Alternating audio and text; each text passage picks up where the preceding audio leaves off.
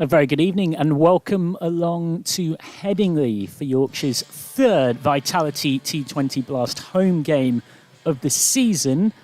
It is between two sides that both have 2 wins from 5 games so far in the campaign. The Bears are in town and Yorkshire are looking for a bit of revenge, having lost to these opponents last Friday.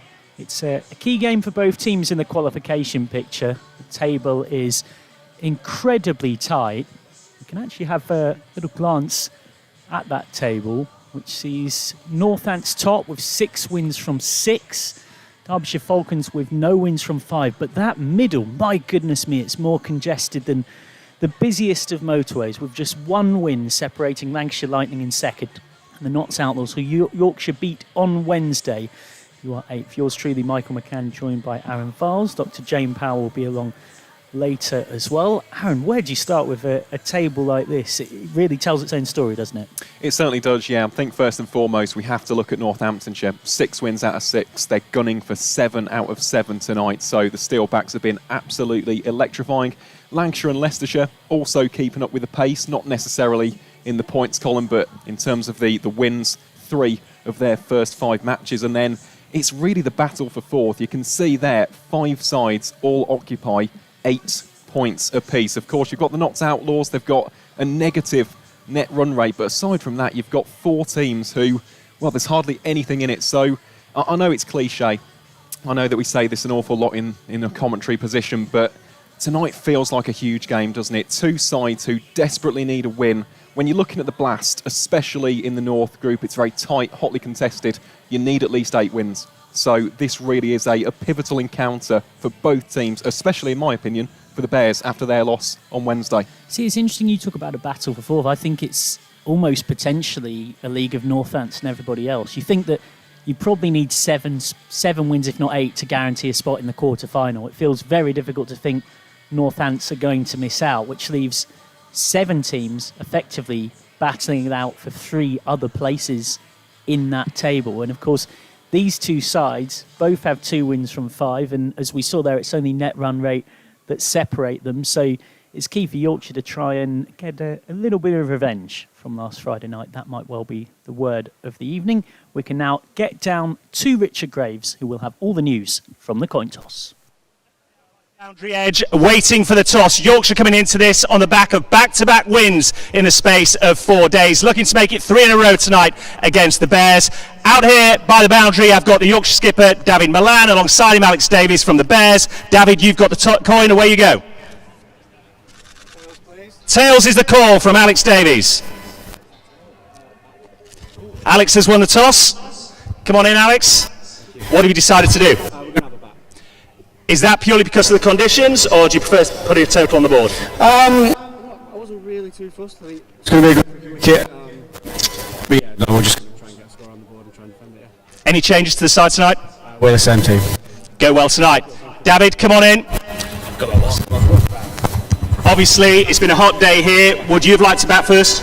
Yeah, probably would have had a bat first, but you know the conditions very rarely change here. If we bowl really well, then I think we're in the game the whole way. They say you don't change a winning team, but you're bold enough to do it with success on Wednesday at Nottingham. What's the team news tonight? Yeah, we have 1 change.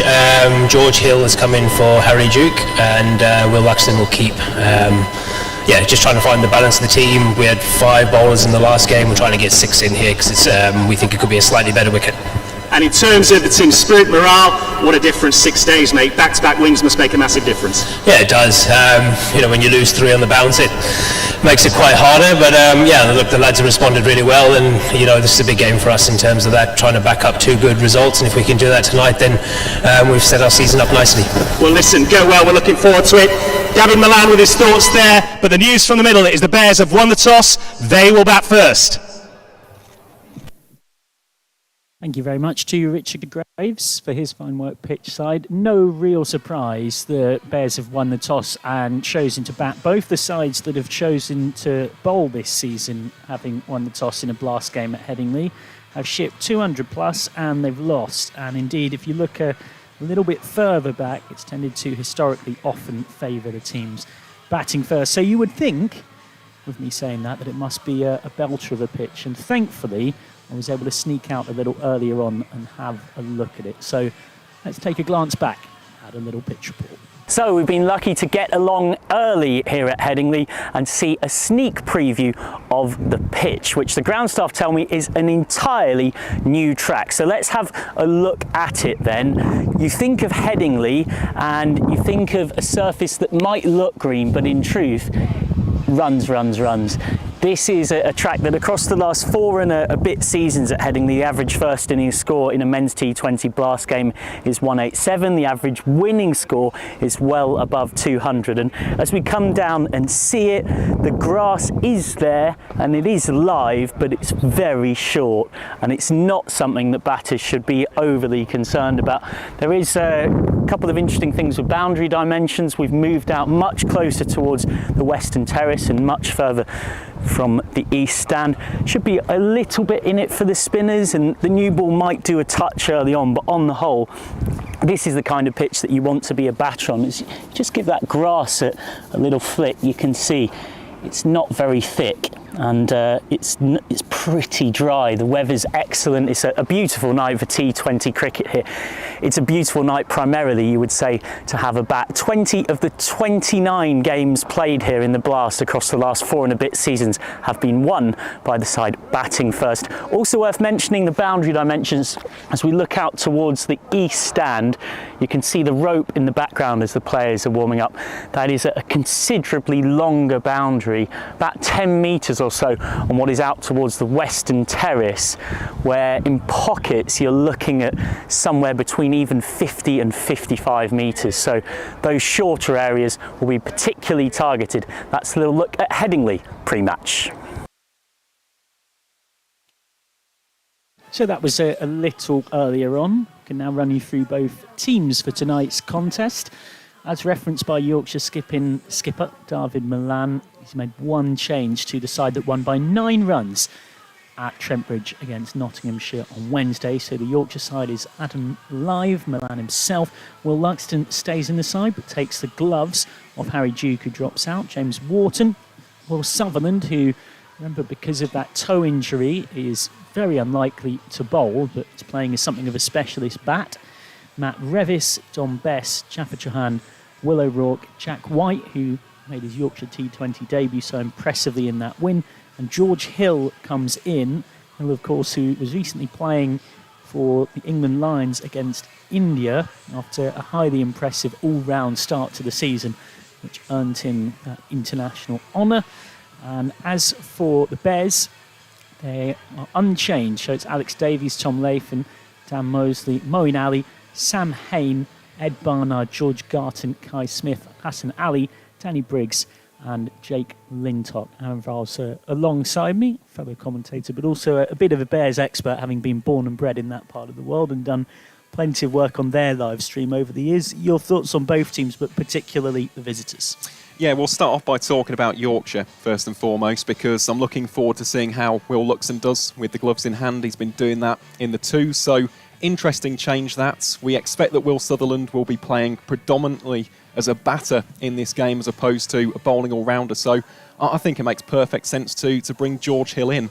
And let's not forget, last season in the One Day Cup, he took a 6-for against Warwickshire down at Rugby School. So in terms of that Yorkshire side, I think we were pretty much expecting it, maybe just that one change, and it is a very good change indeed.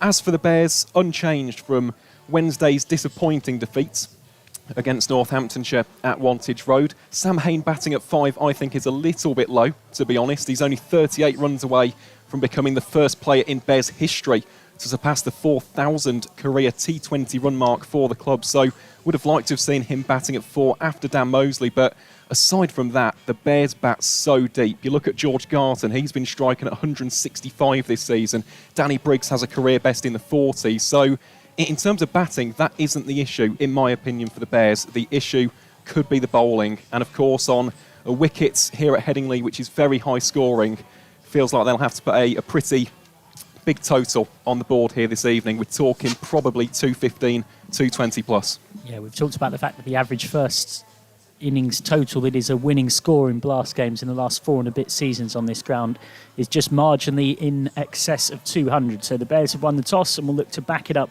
with the bat. Let's have a little look back on Yorkshire's excellent win on Wednesday, when the home side made it 2 victories from their last 2 Blast games, going away to Trent Bridge, a ground where historically Yorkshire have not had a lot of success in this format of the game, and getting themselves just a 6th ever Vitality T20 Blast away win at Nottinghamshire. Let's take a look back at the best bits from that one. Will O'Rourke, the New Zealand bowler. Next ball is swept away by Adam Lyth, and that's gone a long way. Sounded nice off the face of the Adam Lyth bat. BBC Radio Nottingham. Sam's bowls, lovely shot, glorious stroke through the covers by David Milan for 4. That was floated up there really by Daniel Sams. Half-Lyth's on 11. Sams bowls, and this one's lifted up towards Montgomery, and again he's got no chance there. That's into the Howden Road stand. Pennington in once more, generating a great deal of pace. Heaved away on the leg side, and 6 more. Lovely shot.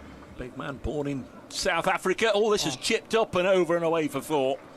First ball. Just wondered if he'd Conor McCurr in again, and this is clipped away on the leg side. That'll be 4 more, and Yorkshire getting a hurry up on here. For a couple of boundaries already, and this one's slammed down the ground, and that'll be 1 bounce for 4 more. Trying to stem the flow of runs, bowling to Milan. Can't do, because Milan has lifted it over mid-wicket. Matthew Montgomery's after it and won't get there. Conor McCurr bowls. This is hit out onto the leg side and goes for 6. Fielder out there, leapt high, couldn't get anything on it. Not even a fingernail, but it wouldn't really have mattered. Oh, wow. On 36, make that on 40. That was very elegant indeed. Opting to bat first. This is paddled round the corner. And, Dylan Pennington's after it. The ball's going to win that race. Montgomery in flatter, driven all along the ground. Should only be 1.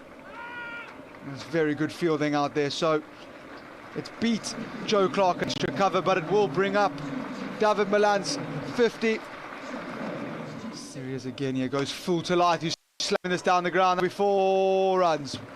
Lovely shot. Let me worry it. This one in, and it's the top edge, and it should be taken. It is taken. So it's a good comeback. Pennington going a little bit wide, a little bit more into the wicket. Lyth giving himself a little bit too much room. Double quick time with David Milan. Nothing wrong with that from Adam Lyth. In, and this is driven straight down the ground. Oh my word, that is glorious. Goodness me, that's a great shot. McCurr into the wicket, and oh my goodness me, that is huge. That is nearly in the bus stop outside Trent Bridge. McCurr in, and it's a leading edge, and that's how you come back. That is exactly how you answer being hit to the moon. You get him out the next ball.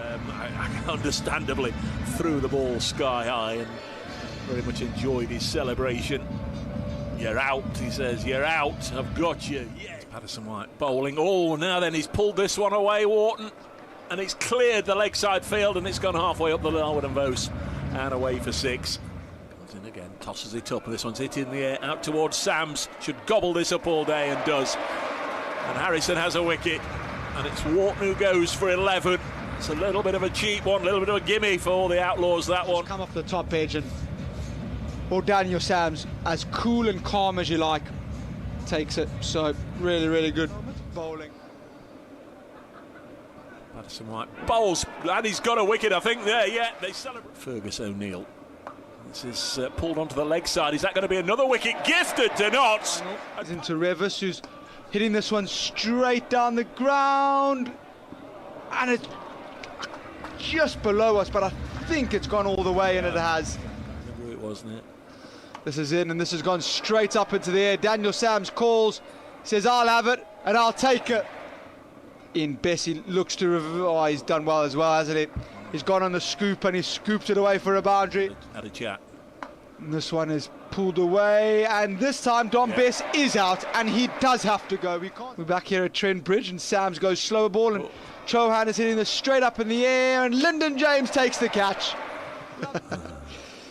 This is in, and it's a edge that has been put down. Did it carry? I'm not quite sure if it's carried. Tom Moore's diving full stretch forward. Can they chase against Yorkshire and win? This one, middle stump, gone. Out the ground. Lyndon James trying to pull one that hasn't quite got up, and middle stump has ended halfway back to Harry Duke. Okay, there's a replay. Those of you watching the pictures might see now. Oh, I don't necessarily think. White into Haynes, goes wide and has pushed it straight to cover, and he's gone first ball. White must be very much enjoying himself. We're petered out a little bit. This one is gorgeous from Freddie McCann. Too full from Dom Bess, and this is driven handsomely through the covers for White, and it's nicked away over third man. That will be four. Well, if Joe Clark had any indication it was hat-trick ball, I don't think he could care less. After the Blaze made 169. White in, and Clark's gone reverse lap. Lovely shot, that will be four. Fantastic options. Decided dancing down the wicket is a little bit difficult. I'm going to lap you, and does it brilliantly. But everybody dancing to that. And this one is lifted high, and handsome for six. Flick off the legs by Joe Clark. Over, he's in here and goes short, and you just can't bowl there to Joe Clark because it's six. Oh, he's caught one-handed in the crowd. That is the highlight of the evening so far. If that was in South Africa, it would probably be R1 million. O'Rourke into McCann, who's high and handsome down the ground. That will be four. You're not catching that, Bess. Dom Bess in, and Joe Clark slog sweeps it, and that's no one stopping that. That's four. Tamely chipped up in the air. This one is slog sweep, and it's not pretty but effective. Wafts in this over, and he gets this one over the ring on the offside and away for four. Nicely played. He is such a destructive player, and with the power play. O'Rourke bowls, and McCann has hit this one. What did you say earlier? He's hit one up towards the moon. Well, he's helped this one into the next galaxy. Not too many Stephen Mullaney's around, but yeah, Darren Stevens was another one. Freddie McCann's hit this one up in the air, and Chauhan's going to get rid of McCann. He's out, and it's 67 for three. Just to sort of go switch it to the short boundary. This one, he actively trying to go up and over extra cover. Couldn't see, and off they went for 50 minutes. Here's Clark pulling Lythe away for six. Just too short from Adam Lythe. Last ball of the over. He couldn't get out the over without the half tracker, and Joe Clark was waiting for it. Short, and Moores again will pull it, and this time he'll pull it well for four. So 94 for three. Chauhan in, goes short, and Tom Moores is hammering this away for four. This is drilled down the ground, and it's gone for four. Firmly hit by Joe Clark, and that will take him to his 50, his second 50 of this season's competition. Going to miss out on that. Picks up his 50 in 5 fours. Come very, very quickly. Yeah, 28 balls, 5 fours, 3 sixes. A lot to do in this season. Off the screen. Season's blasted all. Dominic Bess in again to him, and he's hit this Good one now, then up into the air. note. There's an 106 for four as Moores comes down the track. Now he's hit this one very, very high indeed, and there's a catching opportunity at long on, and it's been nattering away for a while. This one's hit down the ground by Matthew Montgomery. He'll get a boundary for four. For 5, O'Rourke goes in, and Montgomery goes straight up in the air, goes straight, and it's out. Bess in, slow gather to Daniel Sams, and that is hammered. There's one of them. That's 6. Flat, hard, and far enough. So, much in contention in this over. 4 to go after this one. 130 for 6. Bess in. Sams goes again, and he's got enough of it again. Back-to-back sixes. Daniel Sams. Dom Bess going around the wicket. Oh no. Can strike it. Good player. Chauhan in. Patterson White goes straight down the ground and will be out as well. 32 off 16. As Harrison's nicked it and has gone for 4. 6 from 3 balls. Can it? Conor McCurr poised. Yorker out the ground. Off stump goes disappearing. And Yorkshire win.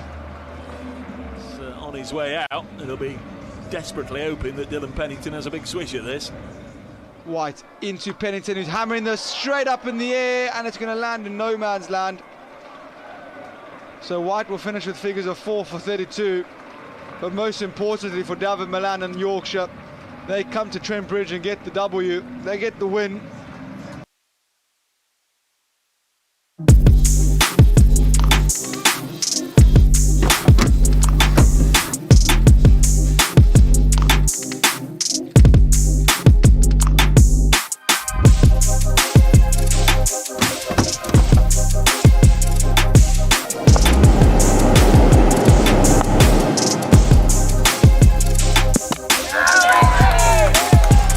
Vertu, official partner of Yorkshire County Cricket Club.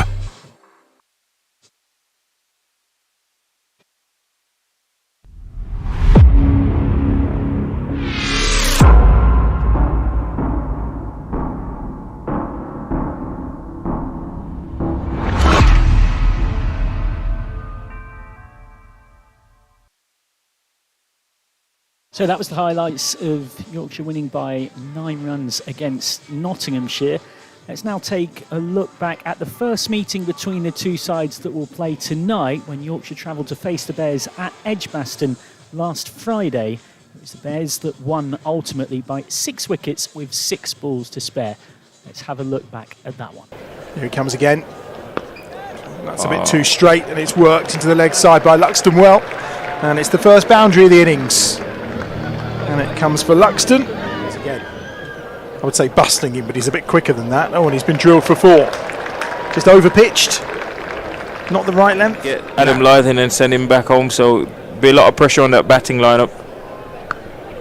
Oh, cut away. Really nice that from David Milan. That produced at the highest level, and he's been that way. We know he's got a hit there over the top there. Luxton, great shot. Standing strong at the crease. In the 4th over. Mosley again. That's gone up. That's in there. It is. Going to take some catching. And it's gone all the way. All the way. There was no chasing that one down, despite Garton going after it and Latham as well. If there ever was an icon in the bowling departments, it's this man right here. Certainly is. He's got him. Talking about that. There he goes. It's Luxton that he's picked up. Just got suckered in. If you see it here on the replay. There. Bang. And he's bowled. So often that leg stump ends up adjusted by Danny Briggs for sure. See, nice. This angle is even better. Milan, different to what he had for Adam Lyth. Is it a catch? Catch it! And after it. With one hand was Garton, but I think he may have got his fingertips to it, but there was no stopping that. And it's 6 more for Milan, should I say. He moves on to 12. And Yorkshire. You don't have to. It's fine. Yeah. Don't worry. Okay. Mosley is in again. Oh, that's a lovely shot, actually. That's done really well by Milan. He tried to tuck him up, and it felt almost unorthodox, that shot from Milan, but he'll be squirreling away in the corner trying to find that for us right now, I'm sure. Reversed. Beautifully reversed. We've seen that shot from Milan so many times, time and time again. It's different keeper every 5 overs. Well, that's in the air. Now that's a chance, and that's going to be taken, and it is taken brilliantly. And Lyth has gone for 7, and the Bears have their second winning. It's a big wicket for the Bears. He's a player who can really be very effective. Well held as well by Jake Lintott, as you say. Well, let's explain a little as to what Artif's referring to on that one in a moment. But that's after he's swept that to the boundary and beyond for 6 runs for Wharton. Effortless with that big bat of his. Moment the Bears have just pulled themselves back in this game. Oh, there is that Wharton again. He's got plenty of it. That boundary rope is in quite a bit, and that's another big 6 for Wharton. In again. Oh, he's dissected the gap there, Wharton. That's brilliant. Just the despairing dive. Wharton on 20, and it's Milan who's on strike, and he's got all of that. No doubt about it. And 6 more. You'd have thought so. 1 and 2 for 2. Oh, and down the leg side again, and it's just playing into Milan's area, really. And that brings up a 50 for David Milan, does it? Yes, it does. Off 32 balls.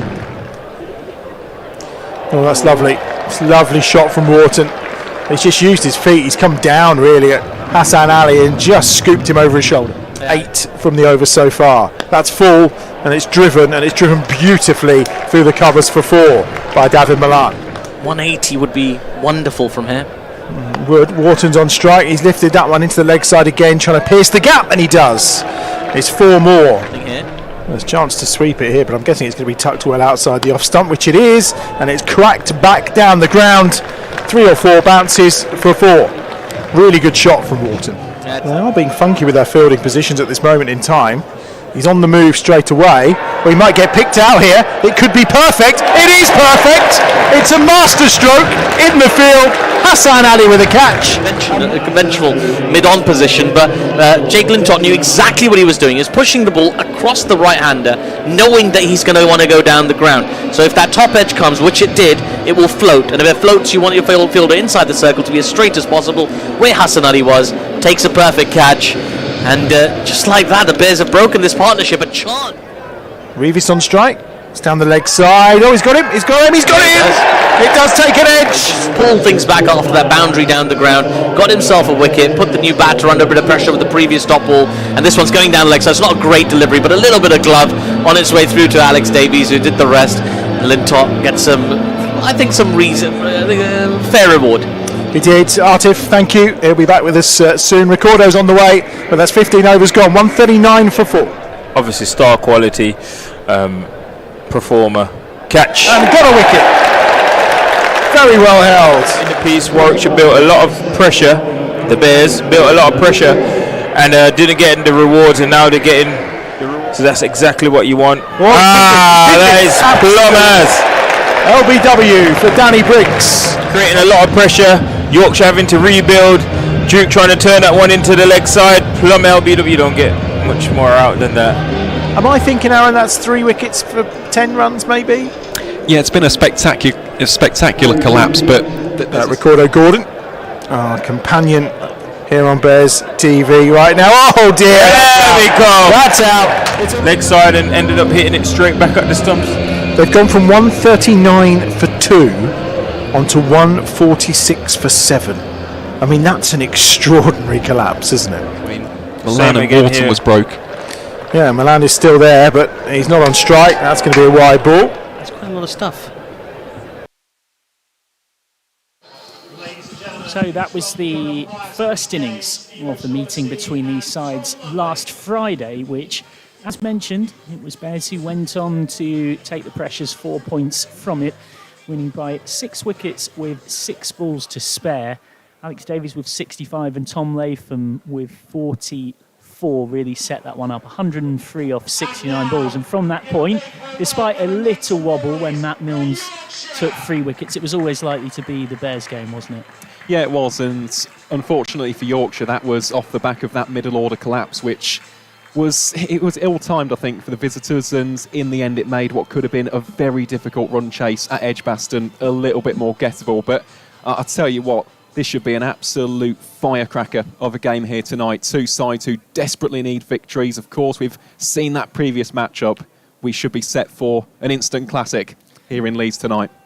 Well, we always pick out our 2 to watch here on Yorkshire Cricket TV, and it looks like one of them has got the ball in his hand to bowl the opening over. Jack White, on Yorkshire T20 debut, took 4 for 33. Jack White making quite an impression. He only ever played 4 T20s at a professional level before that game on Wednesday. He's having a great season in red ball cricket, 21 wickets at 22.33. And he's a late bloomer, signed from Northants, where he made his first-class debut as a 28-year-old. I know there's been some comparisons with a certain Richard Gleeson, who, of course, is on the Bears' books but not playing tonight. White, growing up on the other side of the Pennines, plucked out of league and national counties to play for Northants, and has progressed impressively since. Yeah, he certainly has. I'm a big fan of Jack White, to be honest. I think back to 2022, he had a 50-wicket season in Division 1 of the County Championship, and we saw the highlights of the Notts game a little bit earlier.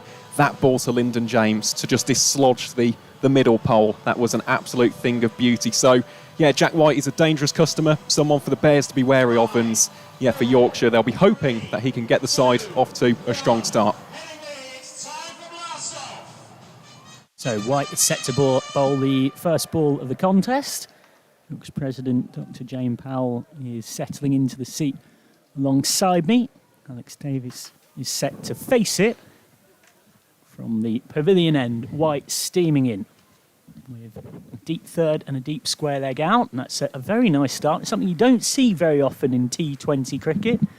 It is a conventional, very deliberate leave from Alex Davis, who's just opting to have a look at one. A very good evening to Dr. Jane Powell. Good evening, and good evening to everybody tuning in. It's a glorious night here at Headingley, and I was there on Wednesday watching Jack White bowl, so I'm quite interested to see how he goes again today, because certainly when he bowled the penultimate bowl and took a wicket, I was very delighted.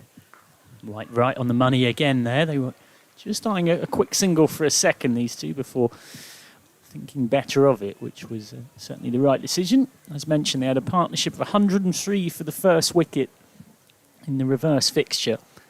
Davis and Latham, who will be keen to repeat something similar, but you see there, it's a rather simple set of stats for Jack White's blast so far. Just the one game, he performed oh so impressively.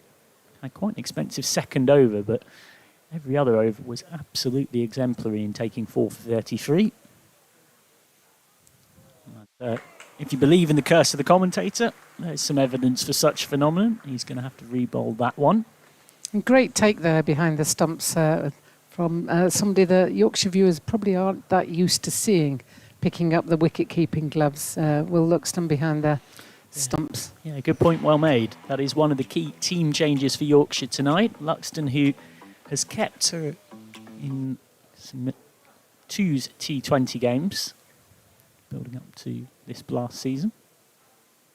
Better areas from White, much better areas from White. It's a slight flash outside the off stump from Davis. Yeah, I bumped into Will Luxton's mum downstairs, and she's very nervous, as you can imagine. And I think sometimes we forget that all these players have got relatives and friends, and if you can be nothing else in life, be kind, folks. So whoever's playing, whichever team you're following, just be kind, because these players are all trying their best out there. He'll be feeling confident, Luxton, after that half century here last Sunday. One form of the game can spread into the other with confidence. As that short flashed away, but only straight at deep third. So a good start this from White. He's gone for just 1 run from 4 balls. 2 runs, I should say, from 4 balls. He's bowling in good areas. You know, it's I had to check myself what I was watching to start with when I saw the traditional leave on the first ball. I don't very often get to see that in T20 cricket, but then 2 out the other 4 balls have been right in the right pockets, which have made it very difficult for the batter to free their arms and get any sort of swing of the bat going, as we have left-hander facing now. Yeah, White's going to come right arm around, but it's still a pretty similar field mapped out. It's actually now 6-3 offside, so 1 extra's gone into the covers from mid-wicket. And that's a leading edge. That's exactly the kind of thing that White will want to see. If there's any bits of movement early on, which you don't get much, T20 particularly at Headingley isn't much of a game for the bowlers, then you can guarantee that Jack White will find it. And it might be his first season at Yorkshire, but he's quickly endearing himself to Yorkshire supporters with some very solid performances. Yeah, that was a great ball, wasn't it? And squared up the batter there, and just struggled. Latham struggled to... That's just nibbled to short fine leg. So Latham is off the mark. It's the end of a very good first over for Yorkshire after Bears won the toss and decided to bat. Yeah, Visitors free without loss. Yorkshire will be pleased there, because, you know, to only concede 3 runs in the first over, it sets the tone, or it can set the tone. There's been times earlier this season when they were going for 12, 13 runs in that first over, and to only go for 3 is a real bonus for the team. And these two have had very good blast seasons so far. Davis with 165 runs, Latham with 143, both at very healthy strike rates. Now Yorkshire's one change to the team that won at Trent Bridge on Wednesday. He's bowling the first over of not just the game from the Howard stand end, but also his first over in the blast season. George Hill, back from England Lions duty, and a rest, charging into Latham. He's got something on this. It's got past Chauhan, and it will be the first boundary of the game. Just turned away through fine leg. Hill not quite where he'd want to be in terms of line, and punished. Yeah, and you'll see on this replay, just straight down onto leg stump, and it was worked nicely around the corner by Latham for 4 runs. George Hill back from a very solid stint of Lions duty. That's driven straight at cover by Latham. He's picked up some pretty big wickets in that game against India. Got KL Rahul out, he got Nitish Kumar Reddy out, he got Jaiswal out as well. Didn't quite get the runs he would want with the bat. As one person put it to me, his stay at the crease lasted just 1 ball, which can happen to everybody.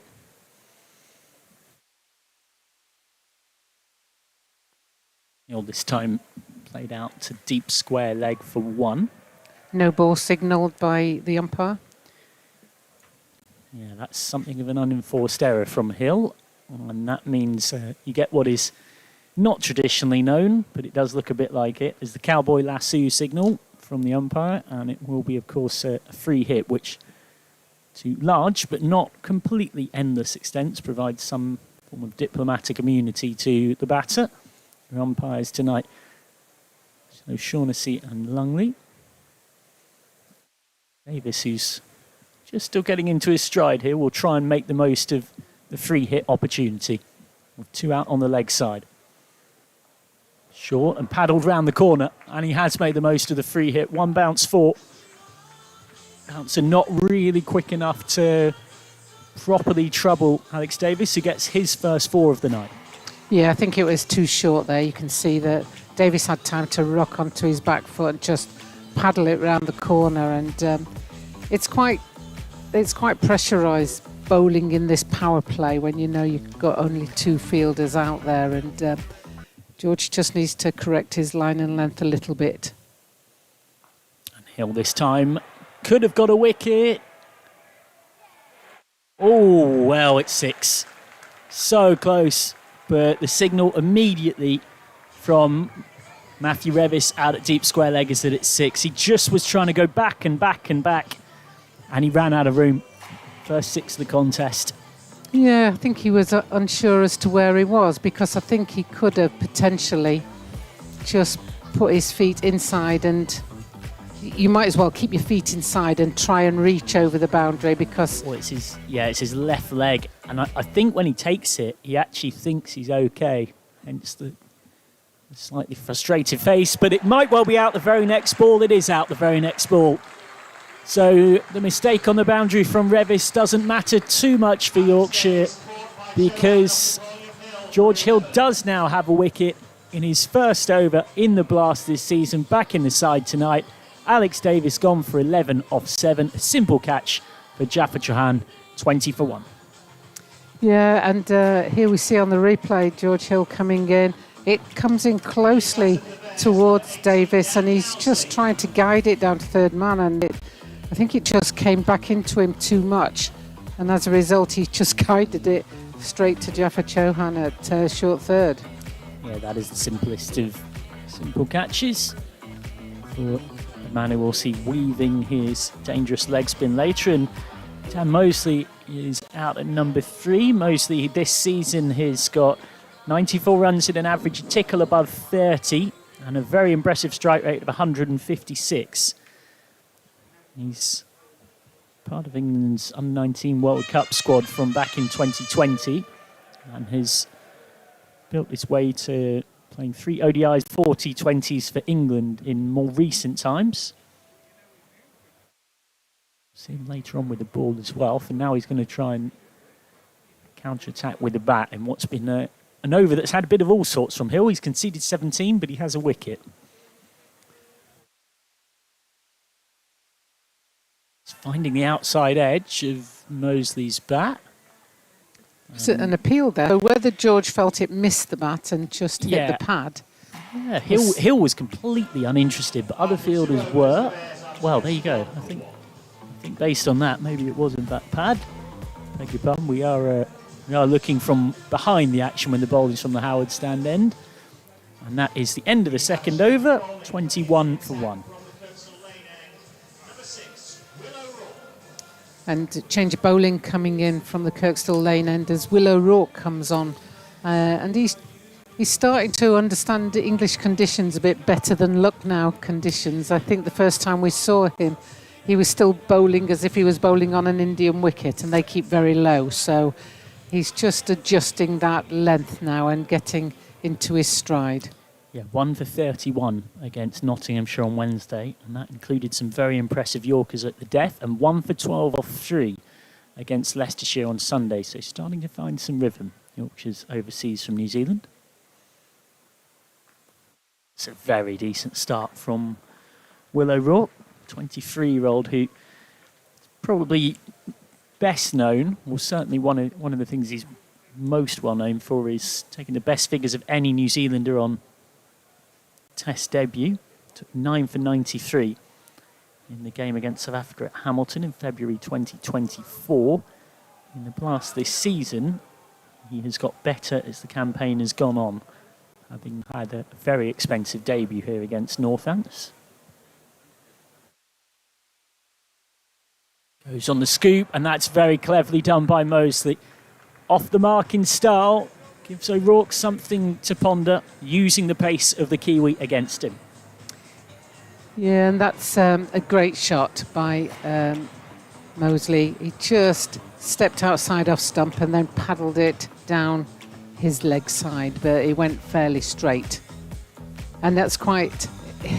I feel sorry for captains these days as to where you're going to put your fielders, because wherever you put them, there's some skillful batters out there that can evade those fielders and just make it look very easy to be batting out there.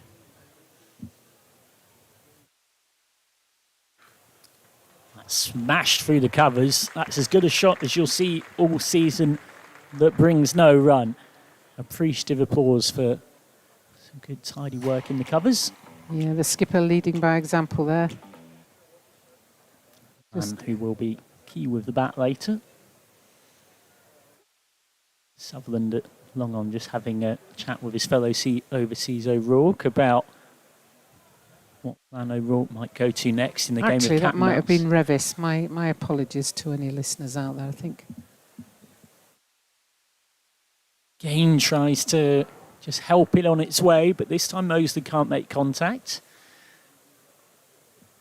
It's that little game within a game here of the batter wondering, is it going to be pace on from O'Rourke next or pace off?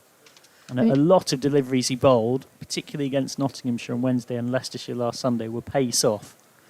And you can see why the Yorker is such an effective ball, because it does prevent that paddle as much, because the players are so good at just picking up that length.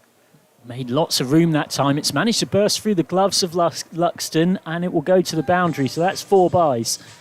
That's slightly frustrating for Yorkshire and frustrating for O'Rourke, because he's bowled a good ball, he's beaten the bat, and it's managed to go past the gloves of Luxton for 4.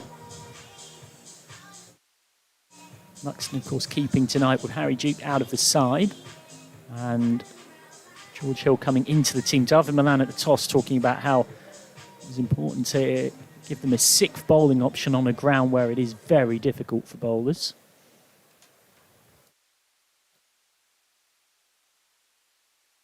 Makes room, swing and a miss from Mosley.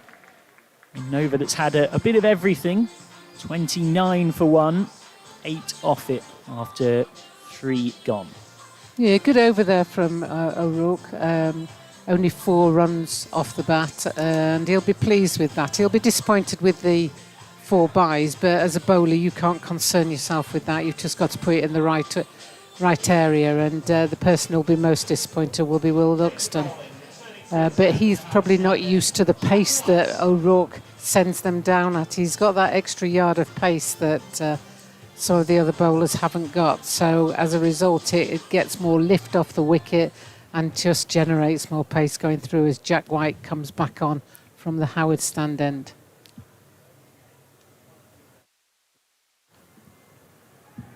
Flicked away for 1 by Latham, who has 6 off 6, brings Mosley on to strike, who's under a little bit of pressure. 4 off 7, 6 dot balls in that. and mostly productive for Whitaker in North Warwickshire. He's also played for the mighty Kenilworth Wardens.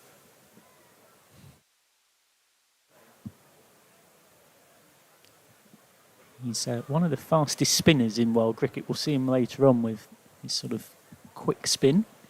And now he's facing Jack White. Comes down the track and hits that very, very hard and very, very far. That is comfortably into the crowd. First 6 of the night for Mosley. Yeah, I think that almost went through the door on the first tier of the Howard stand. It's got one of the stewards busy after it trying to find it.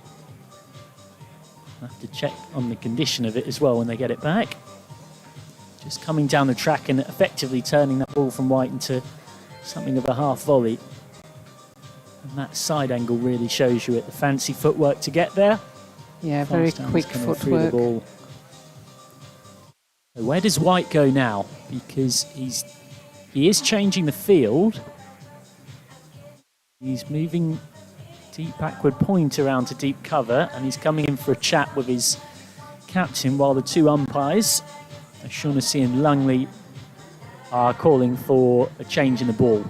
Clearly it has thudded into the metal of the stand there and knocked it out of condition. Great to see plenty young and old in at Headingley tonight. Sprinkler always being prepared as one of various dance moves that you imagine will be getting more and more elaborate as the evening goes on. A reminder that we're at York on Sunday when the men are in action against Durham, and it's something of a Durham double-header because Yorkshire go and play Durham at Seat Unique Riverside on the 20th of June, the same day that the test match between the England and India men starts here at Headingley, and Yorkshire's women next in action away at Derbyshire on Saturday the 21st of June, looking to beat them for the 4th time this season. And then after that, Yorkshire men are actually into county championship action at Trent Bridge, where they won in the T20s on Wednesday. Ball changed. Here we go. White to Mousley. That time to the slightly slower delivery, gets 1.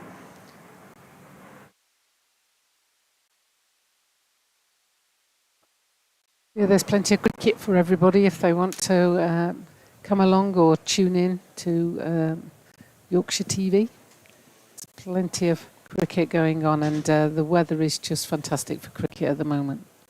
Yeah, we've had a good summer of it weather-wise.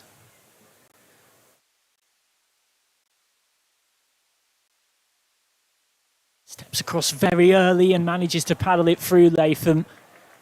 Well, he somewhat telegraphed it to White, but White couldn't quite adjust to stop the shot from New Zealander, who gets it away for 4. Yeah, that was a full toss, though. He was obviously trying to bowl the Yorker, but if you misfire with the Yorker, then it becomes a very easy low full toss to just help round the corner. And that was well played by Latham, picked it up and just helped it on its way. Great response from White. That kind of line and length with a bit of movement is a good ball in any format of cricket. Right arm around to the left-hander and then just going away a touch on the angle. Just shaped away off the seam, that one. Just the right armour coming round the wicket will be coming quite wide in, but then to be able to get the ball to move away from the bat is a really top quality ball. Down the track and missing is Latham. So it's the end of an eventful over. 41 for 1. Good comeback from White towards the end of it to finish off with that dot. 41 for 1 off 4 men. Yeah, I was just going to say that was a great comeback from White with those last 2 balls, you know. Over pitch 1, thinking he was going to try and bowl the Yorker. Over pitch 1, it went for a 4, paddled around the corner and then came back with 2 balls that the batters found very difficult to try and get away. Noticed some conversation in the YouTube live chat about size of the ground at Headingley. It is one of the smaller grounds. dimensions-wise in the country. But the other thing that people forget when discussing it is, much like the Kia Oval, it's one of a very rare number of grounds in the UK where square of the wicket on both sides, it is all match or practice pitches right the way through. Bess is starting his over and his spell with a wicket. He's having an excellent blast on Bess, and he has yet another one. Yorkshire's top wicket taker in the competition so far gets his 10th, 41 for 2, and that is the end of the dangerous Moseley for 11 off 10. Yeah, really good ball that's by Dom Bess. You'll see it here. He just comes in, gives it a little bit of rip, and it just beats Moseley. Hook, line and sinker, as they say. Well, I wonder whether he sees Moseley coming here and just pushes it in quicker and flatter. What we can tell you for certain is that Dom Bess now has a 10th wicket in the blast this season. Before we could even introduce what an excellent campaign he's had, he's shown us again his brilliance. Best of 2 for 25, but it's been his consistency with the ball that's been so impressive. He took 3 excellent catches against Nottinghamshire, including one off his own bowling on Wednesday. And he's chipped in with some handy runs with the bat as well. Yeah, he's contributed in every game, I think, and I have to say that the court and bowled he took on Wednesday night was the most outstanding piece of cricket I think I've seen in a long time. The ball from Sams was just belted back at him, and it wasn't far off the ground, and he took a superb court and bowled. Sam Hain out there now, just having a look at one from Bess. We've got a little one-to-watch graphic from Dom Bess that we'll show you at the end of this over that just highlights what a brilliant time of it he's been having. As that one again is played straight at covers. Sam Hain, probably proportionate to his domestic record, someone who is one of the most unlucky players in world history in terms of the amount of international exposure he's had. Just 2 ODIs for England. Time from his third ball faced, he is off the mark. Those 2 ODIs coming for England against Ireland at Nottingham and Bristol back in September 2023. And he scored 106 runs in the pair of them, so if it does end up being the only games he's ever played for his country, he can certainly hold his head high. His domestic record is quite astonishing across all 3 formats. He's averaging almost 40 in T20 cricket. He's back on strike now after Latham nudges that away for 1. Yeah, and in Dom Bess at the moment, we're seeing a player that is probably as confident as I've seen him in the 3 years that I've watched him more closely. And here he comes in now, and that's just worked away to mid-wicket as well. So an excellent over from Bess, which concedes just 3, 44 for 2 off 5. We picked him out as one of our players to watch coming into tonight's game, and with good reason as well, Dom Bess. He turns 28 next month on the 22nd of July, and that was before tonight Yorkshire's top wicket taker, most economical bowler and 5th highest run scorer with the bat. He's played 14 tests for England, the last of which was in March 2021 against India, but has never played a white ball game for his country. Recently passed 50 T20 wickets for Yorkshire, and he's certainly shown what he can do with an excellent blast so far this season. And when you think of the fact that he's still not yet 28, you wouldn't be surprised if there's a second coming for England somewhere in there for Dom Bess. O'Rourke continuing. He's gone for 4 from his first. And this time he has slapped through the covers for 4. Lovely shot from Hain. Hain's first boundary. Yeah, and I think that shorter boundary on the offside is very tempting for anybody going out there. I'm sure that you stand out in the middle and you look left and you look right, you look to the leg, you look to the offside, and you think, well, if anything's in this area, I'm going to chance my arm and go. Especially in the power play with only 2 fielders allowed out, it's worth chancing your arm to go over cover there to the boundary. Just worked away out to deep third. Interested in 2, but won't take it. Yeah, Jaffa Chauhan down there doing good work, making sure he got his body behind it to make sure it wasn't going to evade him. Often difficult when they come down off the angle because the ball can have a tendency to spin, and you can make yourself look quite foolish at times in the field, but Jaffa made no mistake there. Interesting. O'Rourke's the only bowler as well as White to be trusted with 2 overs in the power play, but they've both bowled them from each one from both ends. That's getting out to deep third, this time for 1. So single in power play is something Yorkshire won't mind at all, but it does also mean the 50's up for Bears, 50 for 2 in the middle of the 6th over, you probably say, based on the fact that I know for a fact across the last 4 and a bit seasons, the average power play score here is 56 for 2. Very much confirms the fact it's pretty even Steven here.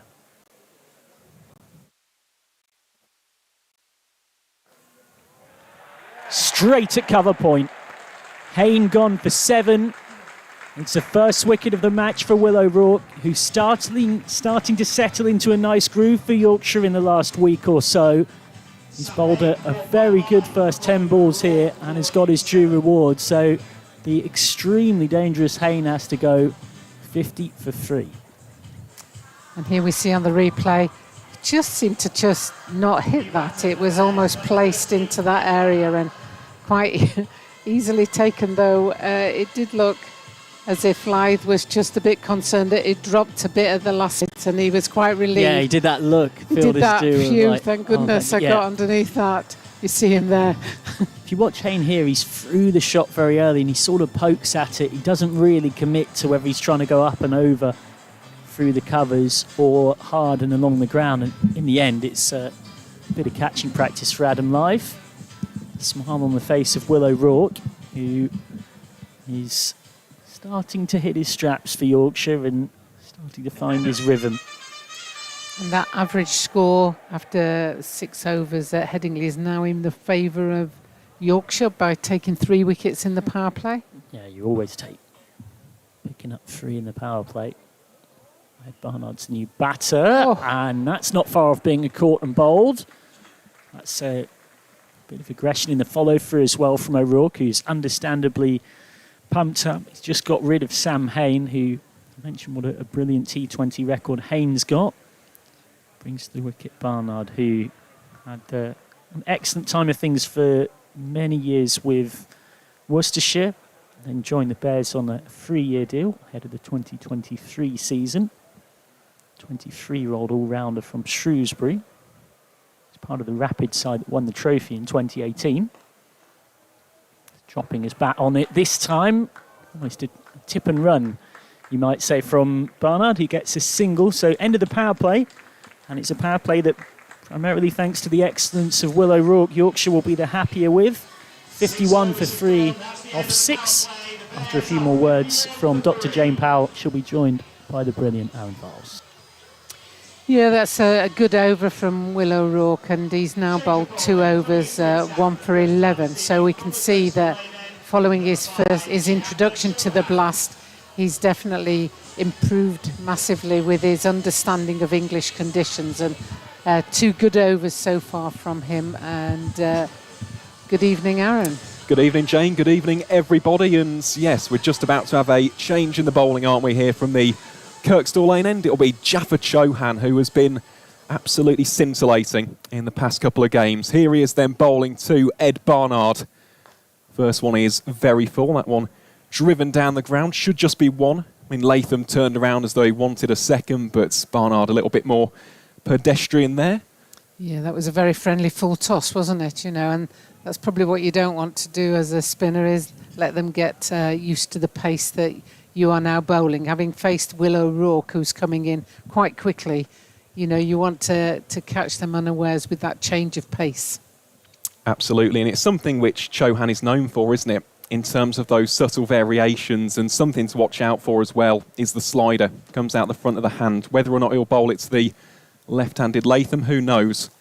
Well, that one a little bit shorter compared to the last one. Just worked around the corner for a single. Keeps that scoreboard ticking. Bears now 53 for 3.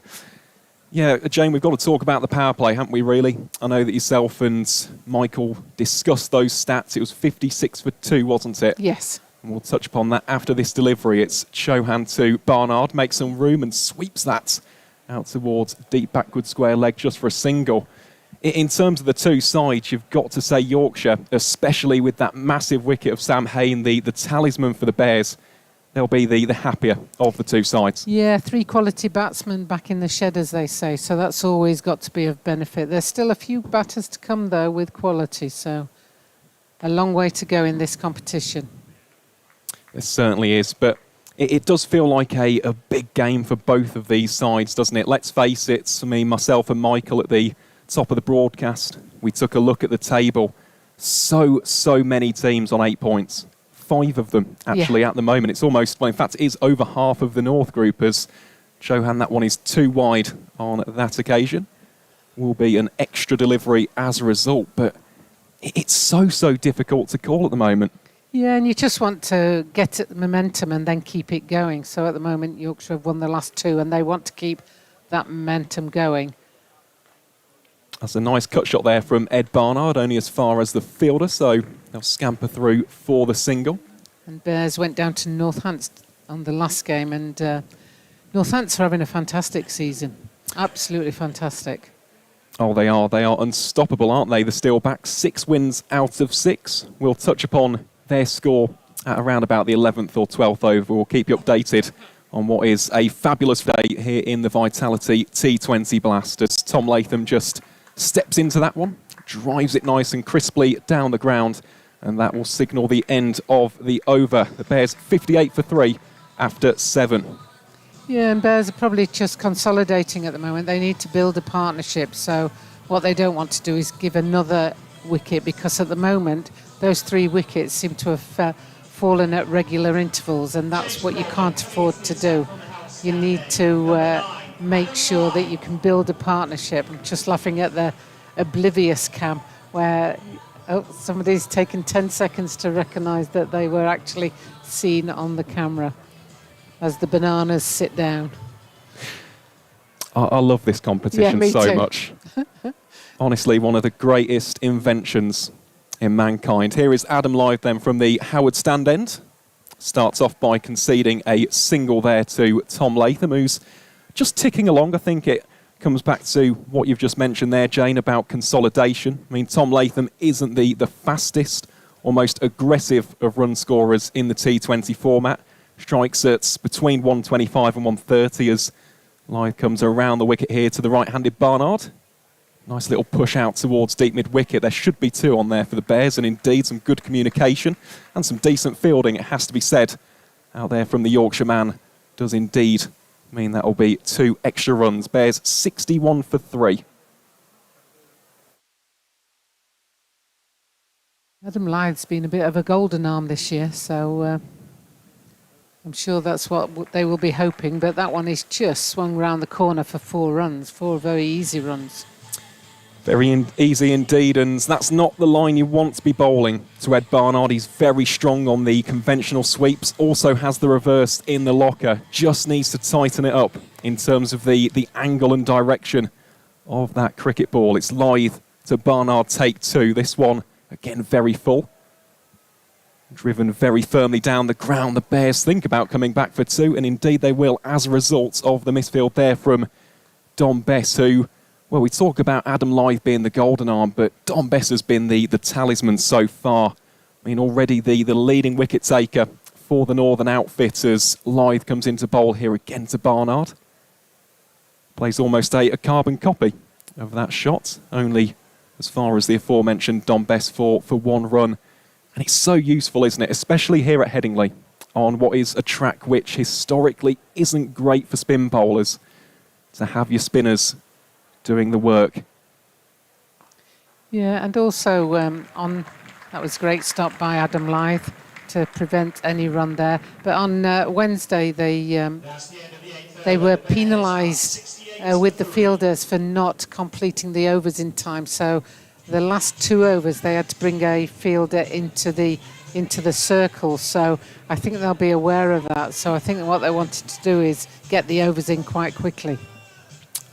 That is a very, very good point, and good to see the youngsters here at Headingley this evening. Should be a fantastic Friday here in the T20 Blast. Plenty of entertainment and plenty of things to look forward to on this fine June evening. It's Chauhan to Barnard, expands into that one, drives it down towards Dom Bess. He's done really well to take that cleanly as the Yorkshire spinner, and as a result gets some applause from the fans in attendance here at Leeds. I mean, that was a very good take and a razor-sharp throw back to Chauhan. Just some conversations being had here as well between bowler and captain. Field has been pushed out to what looks to be almost a deep cover point. It will be Chauhan here to Latham again. That one full toss and swept just in front of square there by Tom Latham. A good tumbling stop by the fielder. It's George Hill on that occasion. Restricts it to just 2 runs. Yeah, they're keeping it ticking over, which is important. You know, you're so used to seeing 4s and 6s in blast cricket that you're sort of thinking they're not getting those, but they are getting 2s almost every ball, every other ball, and that really does keep the run rate going up. It does, and actually that's something which Northamptonshire do very well at Wantage Road. And for those who are quite au fait with the county circuits, Wantage is not a big venue at all, but it's incisive and decisive running. And here is Chauhan again. Barnard goes for the powerful sweep shots, races along this lightning fast outfield, will be collected safely by the fielder. As a result, it will just be a single. So Bears 73 for 3 here in the 9th over. And what is a pivotal clash for both of these two sides in the North Group of the Vitality T20 Blast, as Latham again just chips that one down the ground. Keep that scoreboard ticking along, and yeah, this is a big partnership for the Bears. Without sounding too cliche, of course, there are still the big hitters. The biggest one, you'd argue, is Moeen Ali, of course. So much experience in franchise cricket and indeed internationals, as Chauhan bowls that one shorter and he's just punched off the back foot with Barnard for the single. But yeah, in terms of setting up those final 5 overs, these two, as almost the accumulators, have got quite a big role to play. Yes, for sure, and they're doing that very well at the moment. The partnership is now 25, and Latham has moved on to 20 and Barnard on to 16, and they just seem to be growing into this partnership as Dom Bess is replacing Adam Lyth from the Howard Street stand end. So as he's done many times, Dom Bess is being used in single over spells, which have at times been very effective. So they'll be hoping that he can break this partnership. Well, let's see what the former Somerset man has in locker. Starts off by conceding a single down the ground. That's just been so impressive, and of course this is not just in isolation. The figures of 1 for 3, now 1 for 4 off his first 7 balls. But in terms of his T20 abilities, Jane, do you think he goes under the radar in terms of the wider county discussion? We'll touch upon that after this delivery here to the left-handed Tom Latham, as Bess fires that one into the surface. It's a powerfully driven shot. Half stopped by the fielder, and as a result, it will just be a single. But in terms of that conversation, that topic of discussion, where do you see Dom Bess in terms of the North Group conversation as such? Yeah, I think he's, as you say, I think he does go under the radar as he comes in now from the Howard stand. Not just with the ball, but with the bat and his fielding. He's been very good. No, he certainly is. It's something which he's worked very hard on as well over the years. I think a lot of people look at Dom Bess and they will have seen him in Test match cricket for England. Think of those performances in Sri Lanka and South Africa in particular. Falling here to Latham again, who goes aerial on that occasion, will drop short of the fielder, so will just be a single. But in terms of the subtle variations And we're not talking ridiculous ones, as you'll see with Jaffa Chohan and Jake Lintott a little bit later on. They are only small variations, but the pace, the flight, the drift. Yeah, I mean, one of the things I do know is that Jack Birkinshaw, who I know very well down at Leicestershire, and was indeed one of our best off-spin bowlers, rates Dom Bess very highly, and that to me is mark enough of how good Dom Bess is. And I think sometimes Dom just needs to have a bit more confidence in himself, and he's developing that throughout this blast because of his performances. So he's giving himself that confidence by the way he's playing. He definitely is. As I said, I think he flies under the radar. When we look at the economy rate in particular, he's gone at less than 8 in his Yorkshire career so far, taken over 50 wickets for the county already. I think he is a fine white ball spin bowling option. And here he is. Barnard goes aerial on the reverse and smashes it all the way into the Western Terrace for 6. Well, that is probably the shot of the night there from Ed Barnard, showcasing all of that enterprise and innovation and cricketing smarts to a great degree there. And that will signal the end of the 10th over. Bears 85 for 3. Yeah, I often think that when you play shots like that and play them so easily and they go well over the boundary for 6, it's sort of letting the fielding team know what's possible. So it almost gives them ideas for the second innings. So, but a great shot, executed very well. Most definitely was, and you can see there the Vertu carpool karaoke. A little bit of Natasha Bedingfield being belted out here in Leeds this evening. Heard we've got a little bit of a surprise one later as well, so I won't ruin that, but Connor on the music has selected quite a good song, if you ask me. Here is Chohan then to Latham. Meets the pitch of that delivery. There'll be a shot at the stumps. And the Kiwi international scarpers through for the quick single. I think if Sutherland had hit the stumps there, that would have been a very interesting decision for the umpire to have to make without the use of slow motion and DRS, etc. No, it was a very sharp single, wasn't it, that between the two Bears batsmen. Chohan gets ready to bowl here to Ed Barnard. What's he got in the locker? That one short and punched away through the covers by Barnard. It's going to be a chase for the fielder in forlorn hope. It's 4 more off the bats of the former Worcestershire man, Ed Barnard, really beginning to shift through the gears here with a couple of lovely boundaries. Yes, lovely shot there. You'll see here he just rocks onto his back foot almost and then punches it through the offside.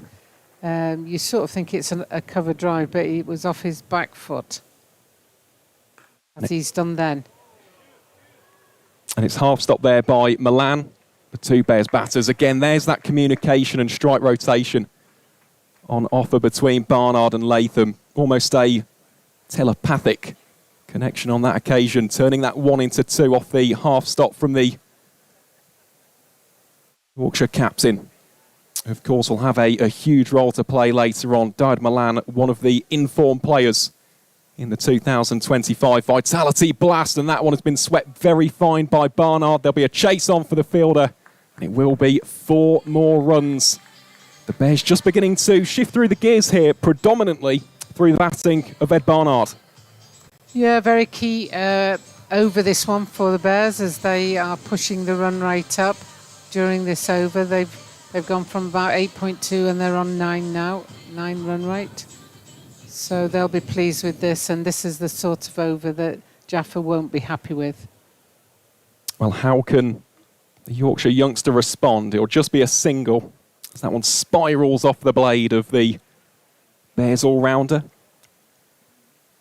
Barnard, such a brilliant domestic cricketer. I know that Michael was having that conversation earlier about Sam Hain. Ed Barnard, if he doesn't play international cricket, will be very, very hard done by. One of the finest pros in the county circuit right now, as Latham again looks to sweep that one fine, only as far as deep backward square leg, will just be a single. And that will also signal the end of over number 11. The Bears move on to 98 for 3. Tom Latham is on 24 from 23. Ed Barnard, the informed man, 35 from 20 at the other end. Yeah, and we've got Harry Duke here running on, doing 12th man duties tonight. He's played as the keeper in the last few games, and he's the one having to run the helmet on and off for Will Luxton. And we have a change of bowler from the Howard stand, and George Hill is coming back on. Yeah, we certainly do. I was there at rugby in 2024 watching a George Hill masterclass. Took 6 for 28 in the one-day cup fixture. And here he is bowling to Latham. That one has been skied. This should be a chance for the keeper. Luxton's running after it. It won't be Luxton. It'll be Jaffa Chauhan who takes the catch quite expertly. And that will see the end of Tom Latham. That is an excellent grab from the Yorkshire leg spinner. Thought for a second there could have been a little bit of hesitation between fielder and keeper.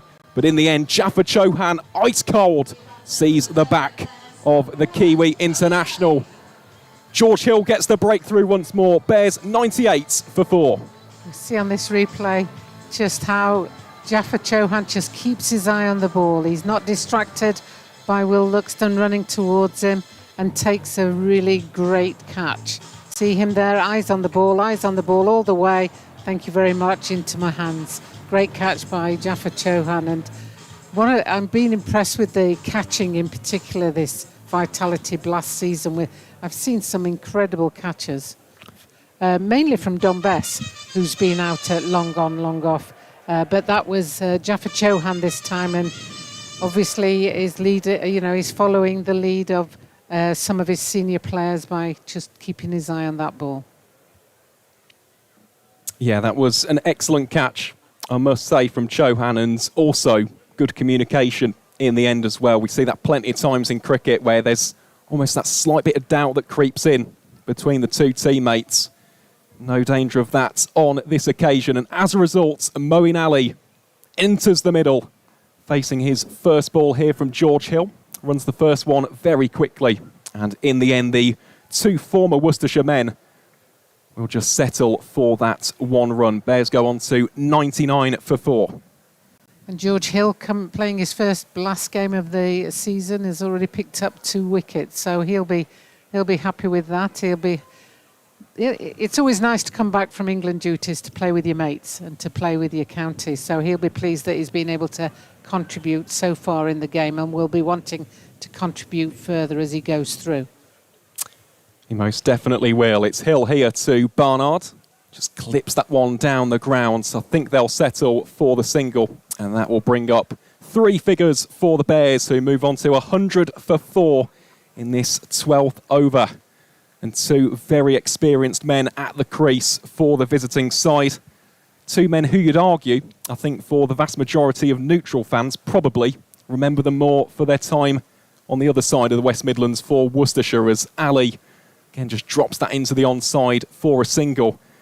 Moeen, the Rapids all-time leading T20 blast run scorer, and Ed Barnard also up there as one of the Worcestershire all-time leading wicket takers. Now, of course, ply their trade up the other end of the M5 in Birmingham, and I know that a lot of Bears fans absolutely love seeing them donning the bare and ragged staff. Here is George Hill once more to Barnard. It's a little drop and run, deft touch there, a little bit of finesse. Yeah, and just looking at the field that's been set, it's almost like they can have a single anywhere they like at the moment. I don't think there's a single fielder stopping the single, but obviously they want to stop the boundaries. But I'd like to see a little bit more pressure on them to not be able to build the partnership as much as anything else. And there's your point yet again, Jane, being illustrated. Easy runs here for the Bears. However, that there's not the consistency of boundaries that we saw Northamptonshire, or indeed the home side, in that game against Leicestershire. That will signal the end of over number 12. Bears move on to a score of 103 for 4. And in terms of matchups, the one I'm really looking forward to here is Moeen versus Spin. Does have a little bit of a reputation for taking the attack to finger spin in particular. So will be interesting to see how Dawid Malan utilises Don Bess a little bit later on in these middle overs. Won't be Spin for now though. Instead it is Jack White He's been so impressive, hasn't he? This just his second T20 match for the White Rose. Made 4 appearances in the format for the Northamptonshire Steelbacks. Yeah, had a great Yorkshire debut the other night. 4 for 33, career best figures at Trent Bridge. Can he get his first one of the night here? Bowling to Moeen Ali, who just gets a little bit caught up on that one. Didn't quite know which shot to play. Yeah, Jack White's bowling in some good areas. You know, he's just there. You know, it's very difficult for Moeen to do anything else but what he tried to do there, because he just didn't have any room to be able to swing the bat. You know, Jack White, I think, is probably underrated in the county game. You know, he's just consistently performed this year. He's been a great addition to the Yorkshire bowling lineup. And that one is aerial for a split second. Adam Lyth was interested. In the end, the ball just spins around and the Bears pair come through for 2 runs. Good running between Barnard and Moeen on that occasion. Also did promise the score updates. A little bit later than promised. They did say it'd be in the 11th over, but we'll deliver it at the end of this one here in over number 13, because there are so many matches taking place on this fine Friday. Up and down the country as well, and across groups and across competitions, of course. Got a couple of the women's game in League One taking place this evening, as well as Ali looks to play a deft shot only as far as the aforementioned Lyth. Yeah, I think the previous ball, Moeen was quite lucky, really, because it went aerially, but it evaded Lyth there at point. And again, Jack White is just keeping it there or thereabouts. And so far, he's had 2 dot balls this over, and that's probably better than most bowlers in the last 4 or 5 overs. So he just needs to keep plugging away. That one just worked out towards the boundary for 4 there for Moeen Ali. Not the most convincing of shots there from the England, but the Bears won't care one iota. He's got it fine enough. Splits those 2 fielders, and yet keeps that scoreboard ticking. The visitors 109 for 4.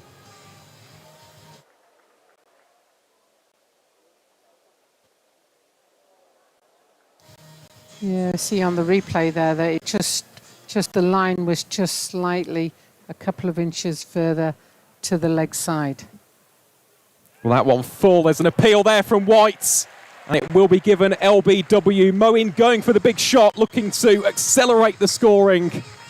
And in the end, it's Jack White who sees the back of the experienced Bears all-rounder. The visitors floundering a bit here at Headingley. The Bears have fallen to 109 for 5. We've got to say, Jane, just based off of this over so far from Jack White's, that wicket was coming. Yeah, Jack White is, as I said earlier, is underrated. You'll see here, just straight. That was just that was missing off and leg, as they say, probably taking out the middle stump. But also Moeen's doing the right thing as well, because it's only 8 and over. Then the Bears need to keep that going to put a total on the board. So you're in a catch-22 position at the moment, because you've got to keep the run rate going. But the more you try to keep the run rate going, the more chance you've got of giving away your wicket. And that's what we saw there. Yep, absolutely. And as a result of that, it'll be Kai Smith who comes to the crease here for the Bears. One of the younger members of this side. Only 20 years old. He's played under-19s cricket for the UAE in the past, and yeah, we saw a little bit of enterprise from Ed Barnard a little bit earlier. You can bet your bottom dollar that Kai Smith will have a few tricks up his sleeve as well.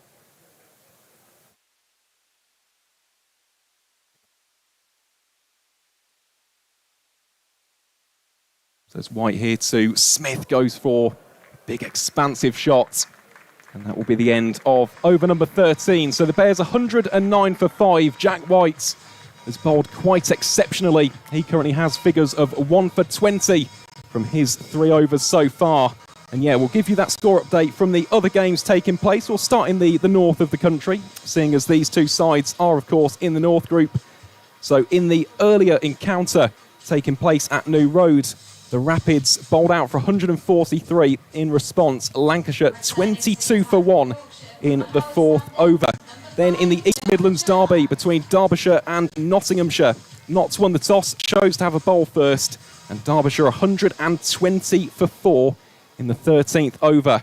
Then in the game taking place at Wantage Road, Durham 90 for 5, having chose to bat against the table-topping Northamptonshire Steelbacks.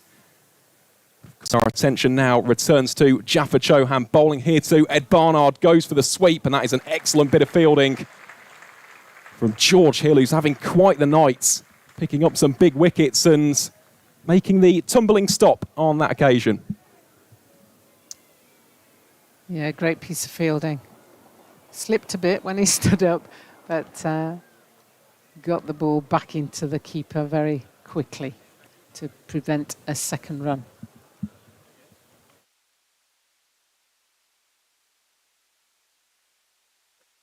Well, there's a half appeal there from Jaffa Chauhan. Yeah, it's always interesting when you've got somebody behind the stumps, the wicketkeeper, who's not always there. And I think sometimes you're so concentrating on what you're doing, you forget that you're supposed to appeal as well. So there was no appeal there from Luxton, but quite a big one from Chauhan.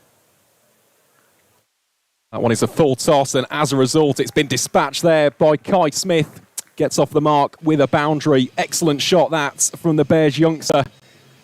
Yeah, just over pitching there from Chauhan, and well hit, well directed as well, because there's two fielders out there on that deep square boundary, on the deep leg side boundary, but he managed to pierce both of them. Yeah, it's a fine cricketing shot, that, from Kai Smith. How can Chauhan respond? Well, Smith advances down the track, slams it for 4 more runs, and that is another brilliant shot from Kai Smith. Said about his archetype as a cricketer, likes to get quick runs. He is very much a finisher in this Bears outfit.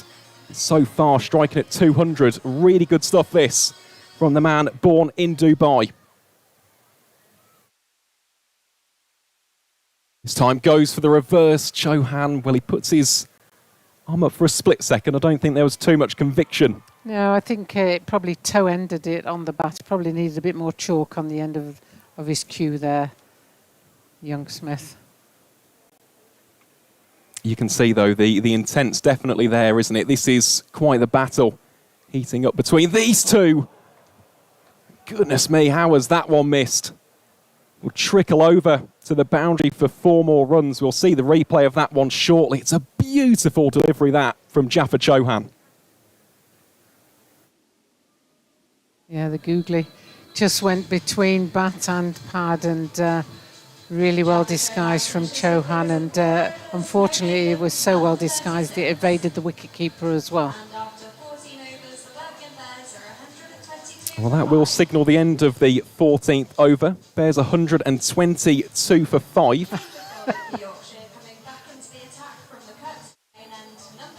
The bananas I was laughing at there, sorry, I just saw the bananas jump up when the camera went onto them. We haven't got the Super Marios in tonight. We had the Super Mario Brothers in the other night, so it's interesting that we've been replaced by bananas. Well, you see all sorts, don't you, at the Vitality T20 Blast. Here is Will O'Rourke bowling to Ed Barnard. Tries to bludgeon that one down the ground. Will eventually be corralled by Will Sutherland. Will just be a single for Barnard, who moves on to 39.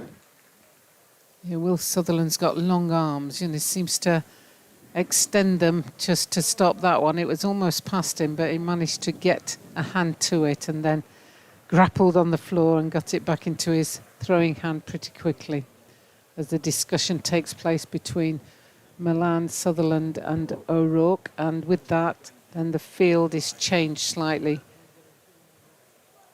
with deep mid-wicket coming in and long on going out.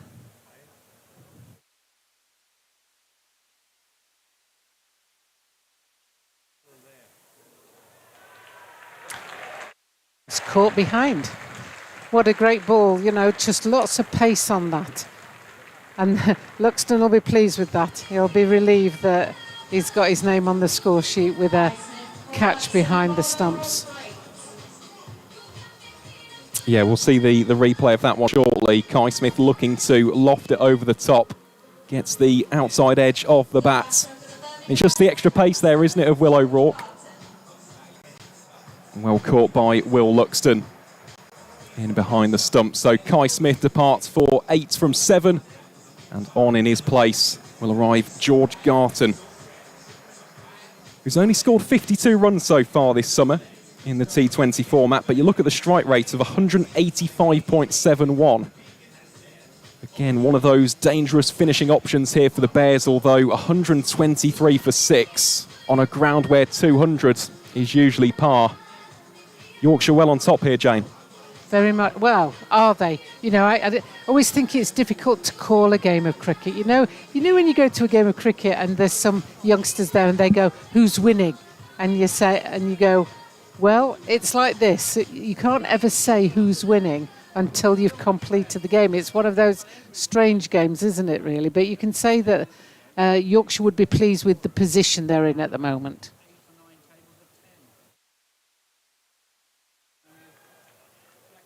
Well, Garton will get off the mark there with a single. Yeah, it's funny you mentioned that, Jane, of course. We're seeing the World Test Championship final take place at Lord's, aren't we?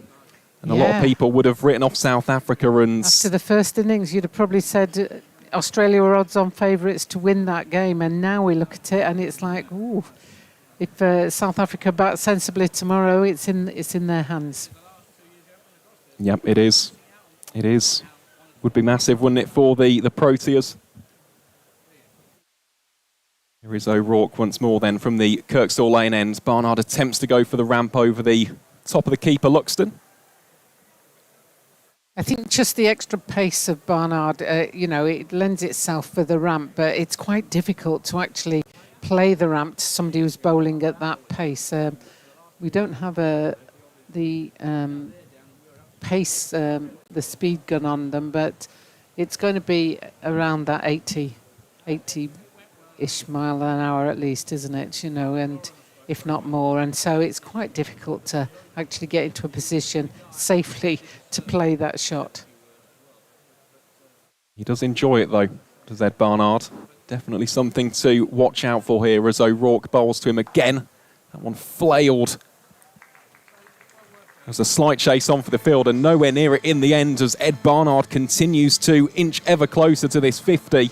Moves on to 43 from 26. Really has been the shining light in what's otherwise been a desperately disappointing innings this from the visitors. But as you mentioned, Jane, there is still time, and as long as Ed Barnard is out there in the middle, still a chance of a decent total being picked up here. Yeah, very much so. And, both teams will know that they've got to keep some good partnerships going. So Barnard needs to stay there.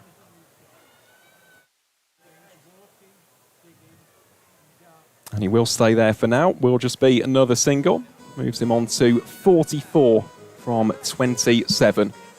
So Bears 129 for 6. Just looking at the remnants of the batting order. Hassan Ali, Danny Briggs and Jake Lintop still to come. So Hassan Ali's an interesting one because we've seen in red ball cricket him absolutely dispatch it at Edgbaston. And then Danny Briggs spoke about that career best. Took place in the Big Bash for the Adelaide Strikers. Also quite an innovative and outside of the box character. And then Jake Linsart, remember him smashing a massive 6 down in Canterbury in the quarter-final in 2021. So we'll have to wait and see. Here is Best, though, just zips that one in, and that one uncomfortable for Ed Barnard.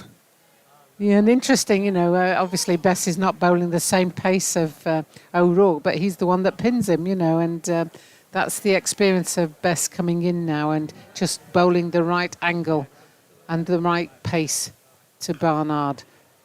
He's running this one very quickly. It's picked up by Sutherland and there'll only be the one run there. So score now 130 for 6. Barnard on 45 from 29. Garton has only faced the one delivery so far. Conversations being had as well between Dawid Malan and his bowler Dom Bess. See what Bess has in the tank again. Looks to zip that one in, and it's just been bludgeoned down the ground by George Garton. Almost disdainfully, I think I'll describe it as. Great shot. Yeah, another left-hander for Warwickshire. So again, the line has to change for the bowler. It is quite difficult when you're bowling right-handed, the right-handed bats and then the left-handed bats, and you have to adjust quite quickly. We'll see what Bess does this time. Well, Garton, he's skied this one. Fielders circling round. They won't get there. It's gone into the crowd. 6 more runs for George Garton. Moves on to 11 from 3. And there's some late order fireworks here for the Bears. And chose the right area of the ground for that shot as well. I think had it been down to the other corner, that would have been a potential catch as he turns a reverse slap round the corner for 4 runs.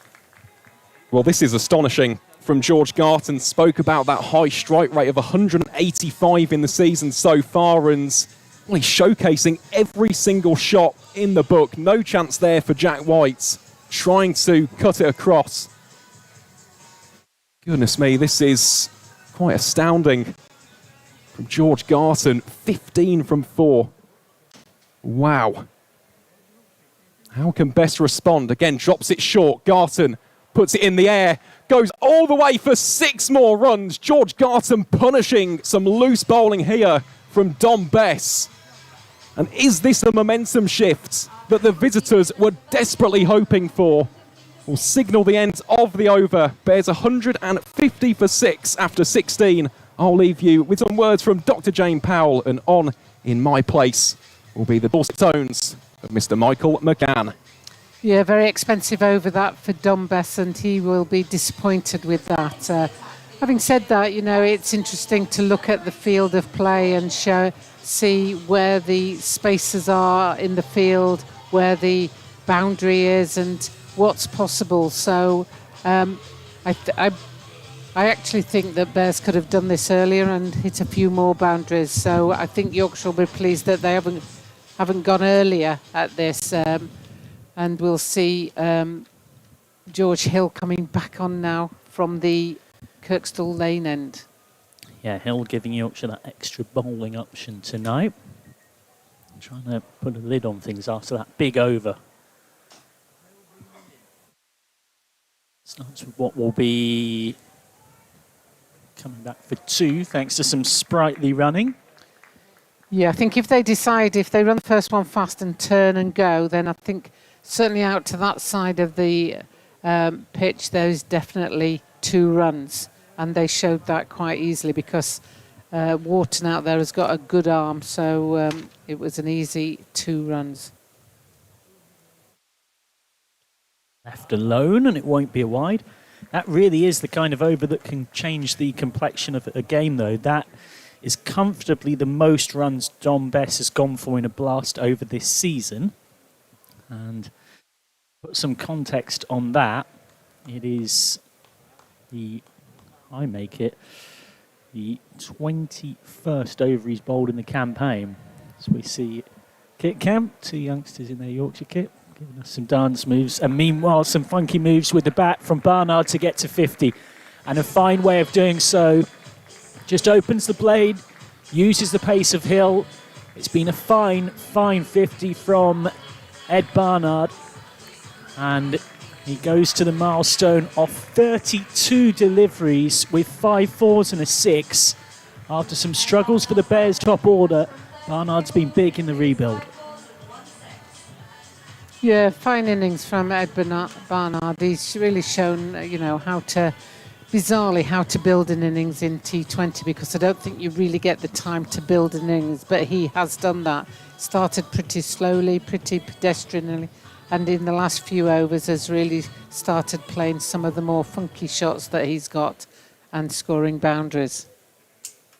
How does Hill respond? Stepped across, he's jammed it into his own pad there, Barnard, so it'll be the rare relief in recent times of a dot ball for Yorkshire. Interesting to see where Milan goes to his options for these last 3. White has 1 for 20 off 3, so he'll surely bowl out. Same can be said for O'Rourke. then that leaves 1 over to find. Milan probably would have been looking at Best bowling out, but with Best having just gone for 21, attacked by Garton, there's a dilemma coming here for Yorkshire's captain in a few balls, and 2 to be precise. Mistimed that slow ball. I say mistimed, it's still muscled for 4. Well, that is pure power to get it away there, and it is yet another boundary for Bears, who are powering on all of a sudden. Yeah, and we've said this many times that if you evade the field on those cut strips, you've no chance really. There's no chance of trying to get around to catch that one and to stop it. Yeah, that was a perfect demonstration of what we've been saying all season. It's one of the things that make Headingley a fast-scoring ground. As that will be a dot. Nice response from Hill. Barnard can't put bat on it. End of the 17th over, which goes for 10. So 3 overs left. For context, this ground across the last 4 and a bit seasons of Blast cricket, a winning first innings score has been on average 204. The average first innings score has been 187, so it generally is a pretty high scoring ground. We've got a shorter boundary towards the western terrace, but the momentum has shifted a little in the last 2 overs in particular, with 31 runs added. I mentioned the dilemma for Captain Milan. He's going to kick that particular can down the road because he's bringing back O'Rourke, who has 2 for 18 off 3. So you'd imagine White will bowl out, but Yorkshire is still going to have to find 1 over from elsewhere. But unsurprisingly, given Best went for 21, it is a change for now at least. O'Rourke with a deep set, particularly leg side field. Won't want to give Garton too much room here. Garton sliced this away straight at deep cover point and gone. A magnificent, brief Catherine wheel of an innings from George Garton. Ends with a thump of frustration for him. Simple catch out there for Wharton. O'Rourke back into the attack immediately, gets his 3rd. And my goodness me, did Yorkshire need that? Yeah, I was going to say, but didn't get the opportunity. So you can believe me or not, but I was going to say you've got to bowl your best bowlers at this stage, because what you want to do is try and break that partnership, which is exactly what they've just done. By breaking the partnerships, then you're going to bring in a fresh batter, albeit Hassan Ali or whoever's coming in. But it's not as easy to come in and start swinging. But those two had put on a partnership. I think it was 37. So that partnership was going really strongly, and the last wicket, Garton got 21 in double quick time and Barnard's on 55. So you needed to get at least one of them out. So you've got to trust your main bowlers to come in and do the job, which is what O'Rourke did there. 21 off 6 for George Garton, 2 4s and 2 6s. You can't argue with that for a finisher's innings. Hassan Ali sat deep in his crease. It's just nibbled away in a contest of the 2 overseas. We'll see Hassan Ali, once of Yorkshire, of course, in a T20 Blast campaign where he was a key part of the Yorkshire side getting through the group stages. We'll see him flying in with ball in hand later on. He's off the mark with the bat. And that partnership that you mentioned, Dr. Jane Powell, Yorkshire president, alongside me on commentary, 37 off 17 for the 7th wicket. A good stand to boost this score that at one point Warwickshire, or the Bears, as they're better known in these formats, would have been fearing only reaching up to about 170. They should get well in excess of that now. Thanks to that partnership, 200 is still a score the visitors can dream of.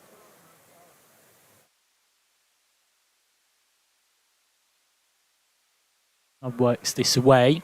Immediately want 2. Could well be a run out. Great dive from Barnard. Ensures not a possibility. So he scampers back. He's all too aware here, Ed Barnard, of the importance that he faces as many of the 15 balls left of this contest, in this innings, of course, as possible. Yeah, Will Luxton missed the stumps here, but I think he was in anyway.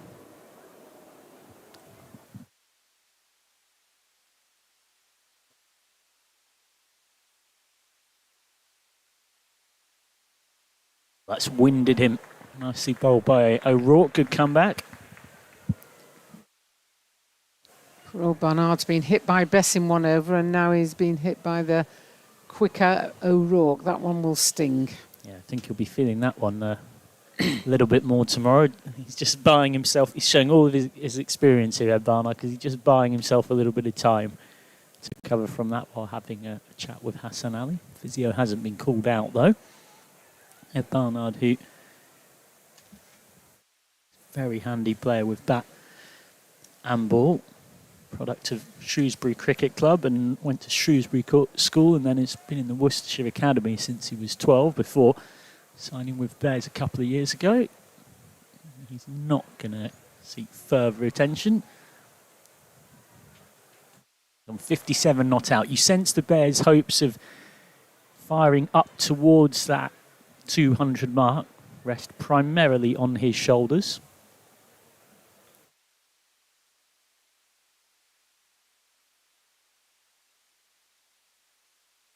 Makes room towards Long On and over Long On's head for 6. That's a great shot from Barnard. He immediately does something you don't see a player do often after hitting a huge maximum, which is cool for the physio. He's hurt himself while doing this. It's a slower ball, a short, slower ball from O'Rourke that's picked up very nicely.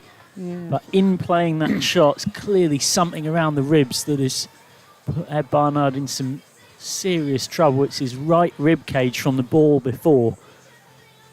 So he's going to use the time while they're trying to find the ball to get some further treatment. Up with 63, it's been a great counter-attacking innings, and it's the innings that right now is proving to be a bit of a game changer for Bears, who would have been fearing ending up with a score that was somewhat under par. As we see plenty in the crowd, delighted to get their 15 seconds of fame. We can also take a glance during this delay at the group table, which will tell you just how important this game is. Both these sides have won 2 matches from 5. It is as tight as the motorway at rush hour from 2nd through to 8th. 1 win separates Lancashire Lightning in 2nd and Notts Outlaws in 8th. Derbyshire Falcons are going to have to go some, realistically, to make the quarters from here, given that you need 7, if not 8 wins. It's very difficult to see how the Northamptonshire Steelbacks miss out on the quarterfinals. So most likely, you've got that middle group of 7 teams probably fighting for 3 spots, and Yorkshire and Birmingham Bears are right in that pocket. Yorkshire just above tonight's opponents on net run rate. Back and underway. Barnard, who was called for a bit of treatment the previous ball, has managed to slice the next one away behind square on the offside for 4. It's a little bit streaky. I'm not sure it's quite where he meant it. I think he was looking more through extra cover, but the pace of Will O'Rourke means that combined with those practice pitches, no chance out there for Revis. So end of an eventful over. 173 for 7, a wicket for O'Rourke, but he has also conceded 13. Very good figures overall, though, from O'Rourke. 3 for 31 off 4. You take that on what is traditionally a good track to bat on at Headingley. Yeah, great spell by Will O'Rourke, and interesting to see that Jack White is going to bowl this over, and then it's still left with that quandary of who's going to bowl the last over. Yeah, that can has been kicked down the road by David Milan. Could well be Bess, might be Hill as well. For now, it's White finishing off from the pavilion end. First ball is powered down the ground to Bess for 1. And Bears won't mind that because it gets a dangerous Barnard back on strike. Just over 2 a ball needed here for the visitors to get up to the 200 mark, which, as much as anything else, is something of a psychological blow to inflict on your opposition.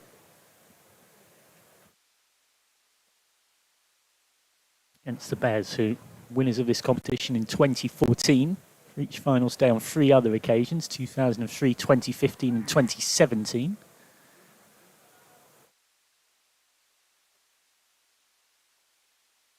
Left alone, and White will have to re-bowl that. They've had an unfortunate trend in recent seasons, the Bears, of something of a quarter-final hoodoo. lost in the quarterfinals in 4 successive seasons, including last season when they won the North Group, but then lost in the quarters at home against Gloucestershire when failing to trace just 138. Down the ground, mistimed, and Best coming around. Like almost everything that seems to go in his path this season, of course Dom Best is going to catch it.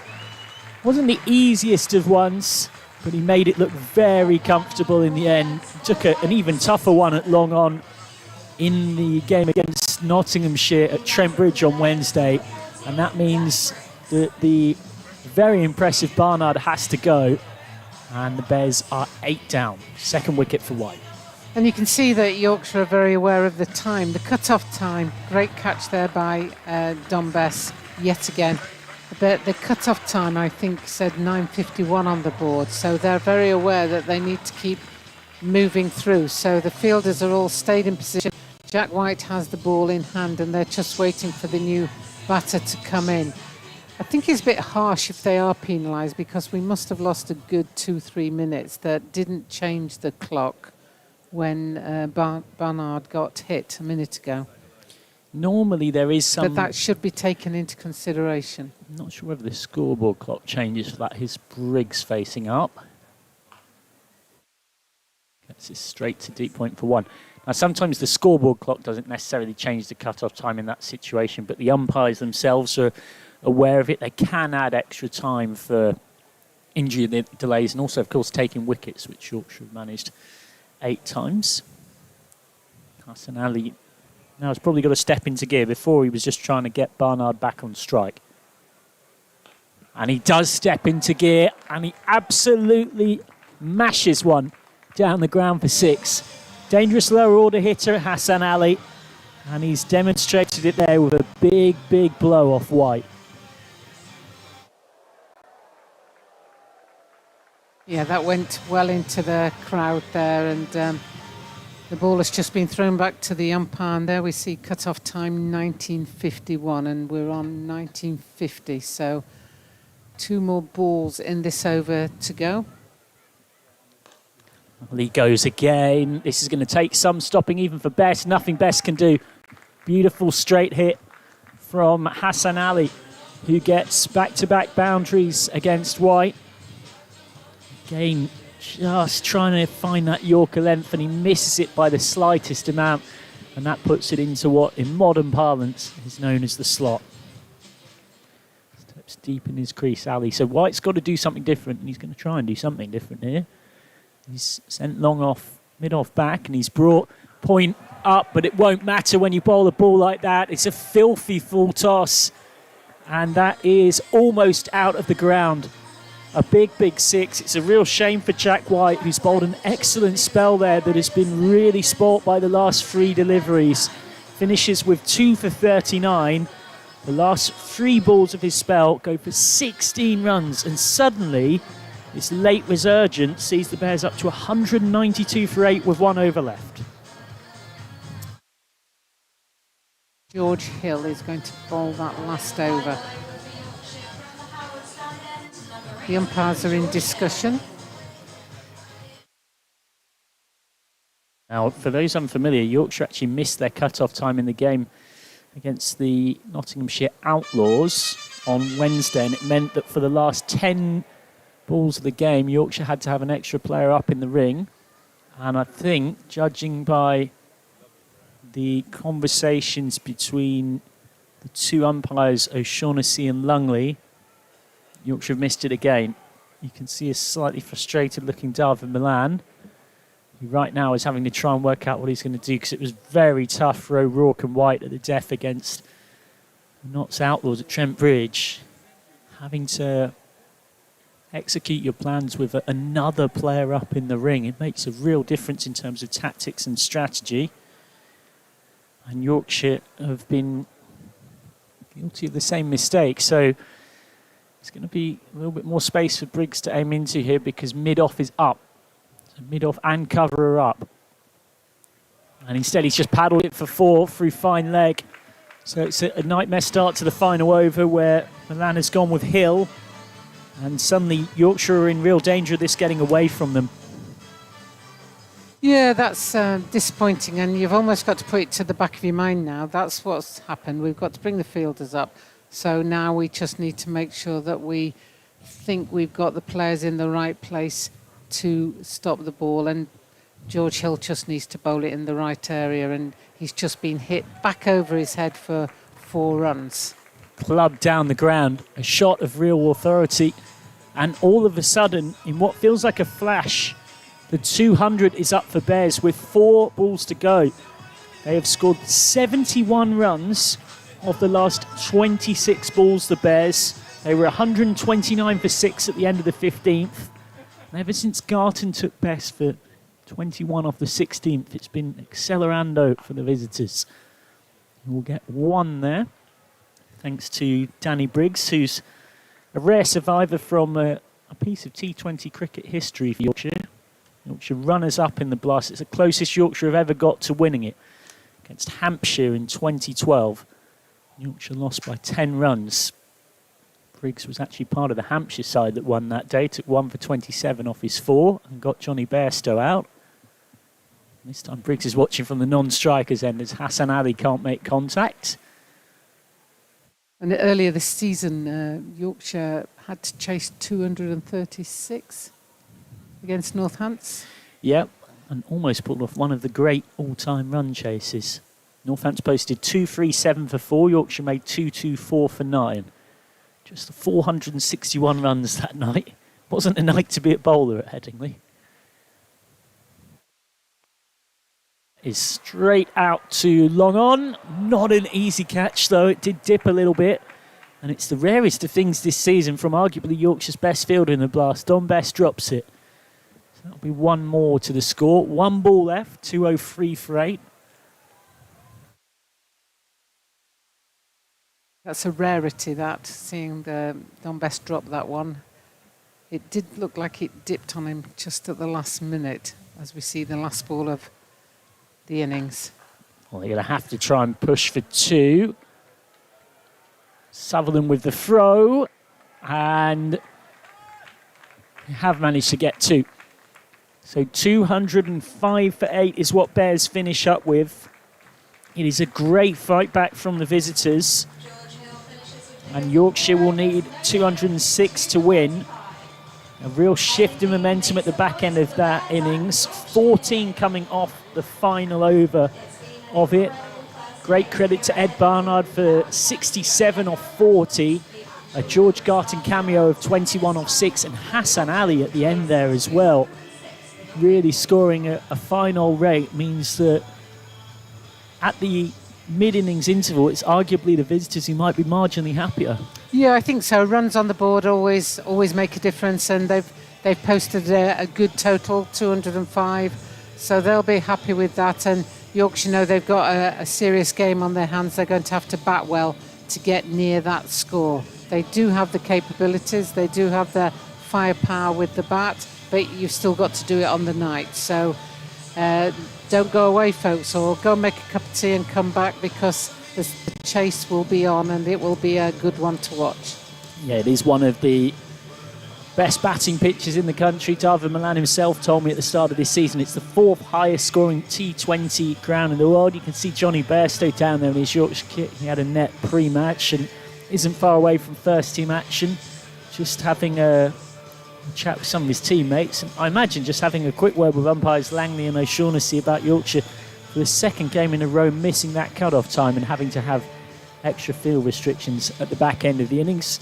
What we can tell you for certain is that a late fight back from the Bears have helped them post 205 for 8. 76 runs scored off the last 5 overs of that innings. Until then, you would have said that it was advantage Yorkshire. Will leave you mid-innings with the dulcet tones of Richard Graves and his exciting Vertu feature with a bit of bulls on the outfield, as well as the mid-innings highlights.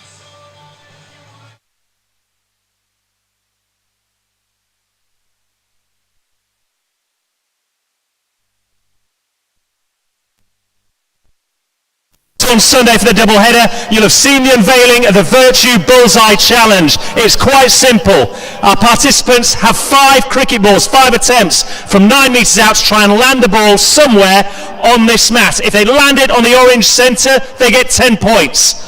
On the outer turquoise ring, 5 points. If they land it on the dark blue navy ring, just 1 point, no score at all if they don't land it on the bullseye. Our leader is Adrian with 12 points. At the end of the T20 competition, if the participant finishes top of the leaderboard, he wins a prize that is so good. Yorkshire haven't announced it yet, but we will do. Let's go meet tonight's participants. We've got Danny and Sam. Come over here, fellas. Come on, boys. Sam? Sam, there we go. Do you play cricket? I do, Richard. I've heard you've got a contract with Huddersfield Town. Come on, get this on him. It doesn't matter tonight. How confident are you? I don't know. Lively's done a good score. I just want to get it in there. I want to make my family proud. I'm excited to be here. Love it. Danny, how confident are you? Not at all, if I'm honest. Can you beat this man? No, probably not. Oh, you see, he's talking his chances down. Never underestimate the guy that talks his chances down. Okay, here we go. First up then, Sam, you're up. Oh, no, Sam it is. First ball, you've got 5 attempts. Here you come. 12 is the score to beat. That's too hard. It's down the hill here at Headingley. It's not even close. It's about 10 metres away. Right, here we go. Ball number 2. That's going to be too hard as well. They've gone for the old bowls technique. Crown green bowls. Come on, Sam. Now, concentrate. Here we go. 9 metres away. Land it on the bullseye. But this is a considered action. He's trying to use the hill. It's too weak. Too weak. No good. Danny, come on. That's going to be short as well. They're 0 from 2, the lot of them. 3 more goes, fellas. You haven't scored a single point yet. 12 to beat. Here we go, Sam. What have you got? He's giving it a bit more. It's across the bullseye. It's 1 point. We're on the board, fellas. Sam's got a point. Ironic cheers behind him. Danny's already gone. Still no good. 2 balls left each. Sam's got a point. You need to get the ball, I feel, here. You need the ball. He's tried placing it. It's not going to get there, you know. Danny, here you go. Ball number 4. That's better. That's got something on it. Cross the bullseye. 5 points. 5 points for Danny. 1 ball to go each, fellas. Last attempt. You've only got a point, Sam. You've got 5. One left. Come on, Sam. I'm not kissing it. Roll the ball. Get on with it. I've never seen anybody make such a meal of hitting a ball. Here we go. He's got it on there. Oh, it's just rolled out of the bullseye. Just the 5 points. It's definitely, see, cameraman's got it. Definitely. Get in there tight, cameraman. 5 points. Get on me. It's no good. He's got a contract for Huddersfield Town. Well done, fellas. Unfortunately, it wasn't your night tonight. Adrian on Sunday still leads top of the leaderboard with 12 points. We'll be back at the next T20 Blast game with another episode of the Vertu Bullseye Challenge. Who can step up? We'll find out. Come on.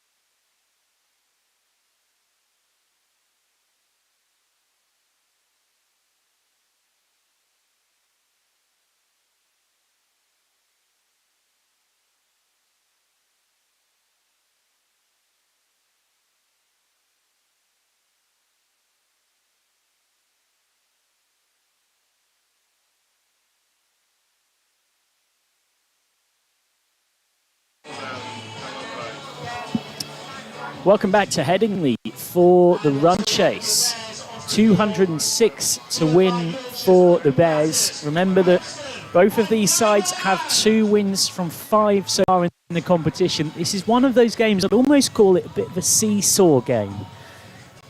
Either team wins this, they go to 3 from 6. There's not quite a 6-pointer about it, to use a football term, but you do go comfortably, or as comfortably as you can in this mid-table pack. You go 1 win above one of your rivals in the chase for the quarter-final spots. 14 group games, remember. Everybody plays everyone twice, once at home, once away. So there's still a lot of time for twists and turns before the quarter-final stage. But for Warwickshire to break that quarter-final hoodoo, they've got to make sure they get there. They were group winners last season. Yorkshire, meanwhile, last season didn't even make it that far. And Will Luxton is out there opening with David Milan. So that gives Yorkshire a right-hand, left-hand combination by dropping live down to 3. And George Garton, with his zippy left arm as he's ready to bowl the first ball of the reply.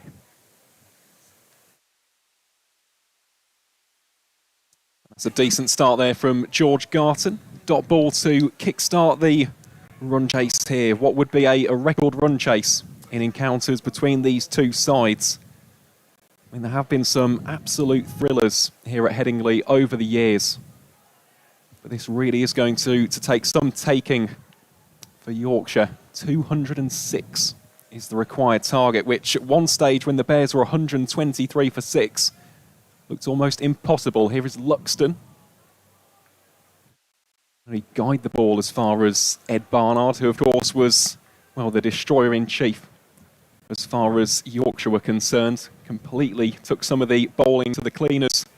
Scored a career best 67 from 40 deliveries, including 7 4s and 2 6s. Was an outstanding showcase of what Ed Barnard is all about as a cricketer.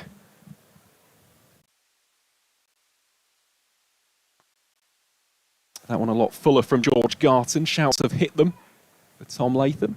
Instead decides to go to his keeper and captain Alex Davis, and that will be the first run off the bat in the Yorkshire run chase.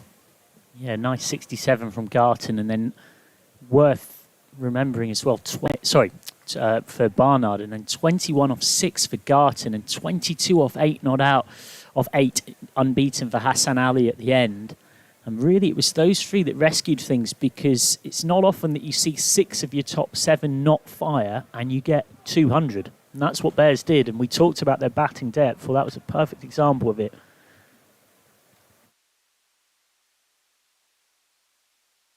That one banged in a little bit shorter from George Garton and stopped by a diving Hassan Ali.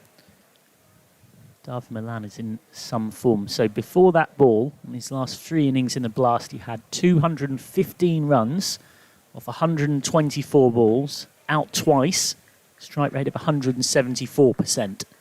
He's in some nick. He is the key wicket, there's no doubt.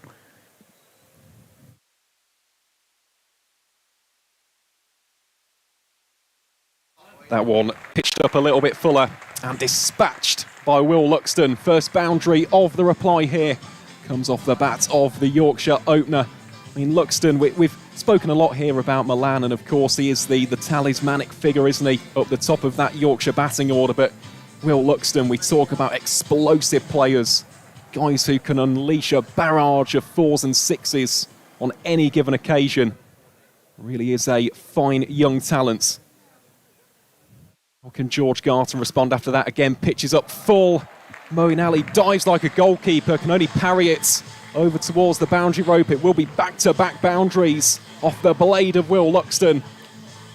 And that is a very good end to the over as far as the home side are concerned. Yorkshire 10 for none, Luxton on 9, the captain Dawid Milan on 1. Yeah, it was a fine impression of Hannah Hampton or Jordan Pickford. Tipped the ball round the post beautifully, Moeen Ali, but unfortunately he's in the wrong sport, so he doesn't get any reward for that athletic effort. Yorkshire rescuing what was an over that didn't start particularly quickly. Luxton will also feel in some touch as well. You might remember that this pair last Sunday against Leicestershire, she had a huge partnership where they put on 132 from 69.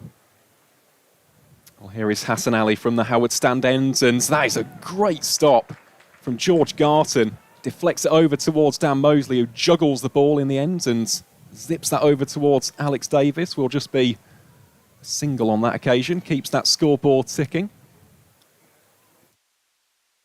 Yeah, they've said that's a +3. Simple as that. That's outstanding work. A couple of people mentioning in the YouTube live chat the excellency Yorkshire had for the first wicket on Wednesday.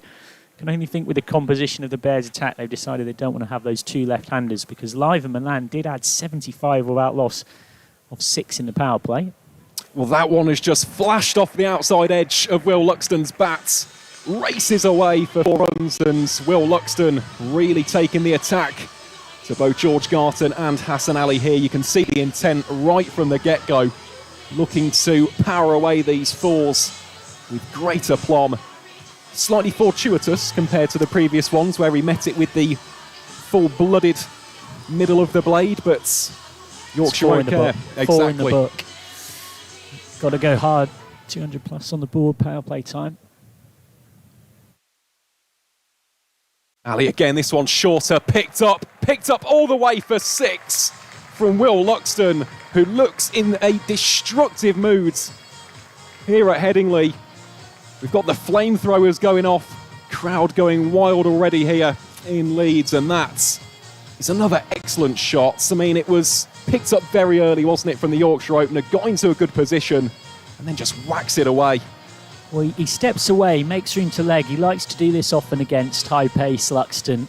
And Hassan Ali just kind of provides a ball that's up at that stomach belly button height, which isn't really going to trouble a modern player. Well, this one has gone a mile up in the air. Shouts of catch it. It's Moeen Ali underneath it. And it's taken. Hassan Ali gets out the chainsaw celebration. Yorkshire lose a first wicket. And of course, it was always going to be Hassan Ali. He has been in imperious form with the ball in hand for the Bears. And as a result, that will see the ends of the enterprising Will Luxton. It was a dashing 19, but that is the first wicket to fall for the hosts. Yorkshire 21 for 1. Yeah, he's just threw it a touch early, Luxton. Ends up skying it. And so the Bears' leading wicket taker strikes again. It's his 10th wicket in the competition this season, Hassan Ali. And that's in just 12 overs or so. So he's currently taking a wicket every 8 balls or so in this blast. I was just about to mention that stat. So before this season, he had the 5th best strike rate of any Bears bowler ever in T20 cricket, which is quite the statistic, and he's only bettering it. So in his previous spells was taking his wickets every 11 deliveries. This season, it's hovering around about 7.5 to 8. It's absolutely staggering, the consistency. And speaking of consistency, reliability, dependability, here comes Adam Lyth. He hasn't quite hit his normal heady heights in this blast, as those numbers reflect. 93 runs in 5 innings, a high score of 38 of 24 at Worcester. Hassan goes up for the appeal. He's absolutely adamant. Umpire unmoved. You'll hear the jeers from this Headingley crowd. I mean, Hassan Ali is a great entertainer. He's someone who's very high octane, high energy. We'll take a look on the replay here. A little bit of movement there, keeping the bowlers interested. Yeah, but I mean, my first thought seeing that replay is pitching about half a yard outside leg. Yep. Probably crashing into leg stump, but fortunately for him, the laws of cricket denote by that point it didn't have a lot going for it.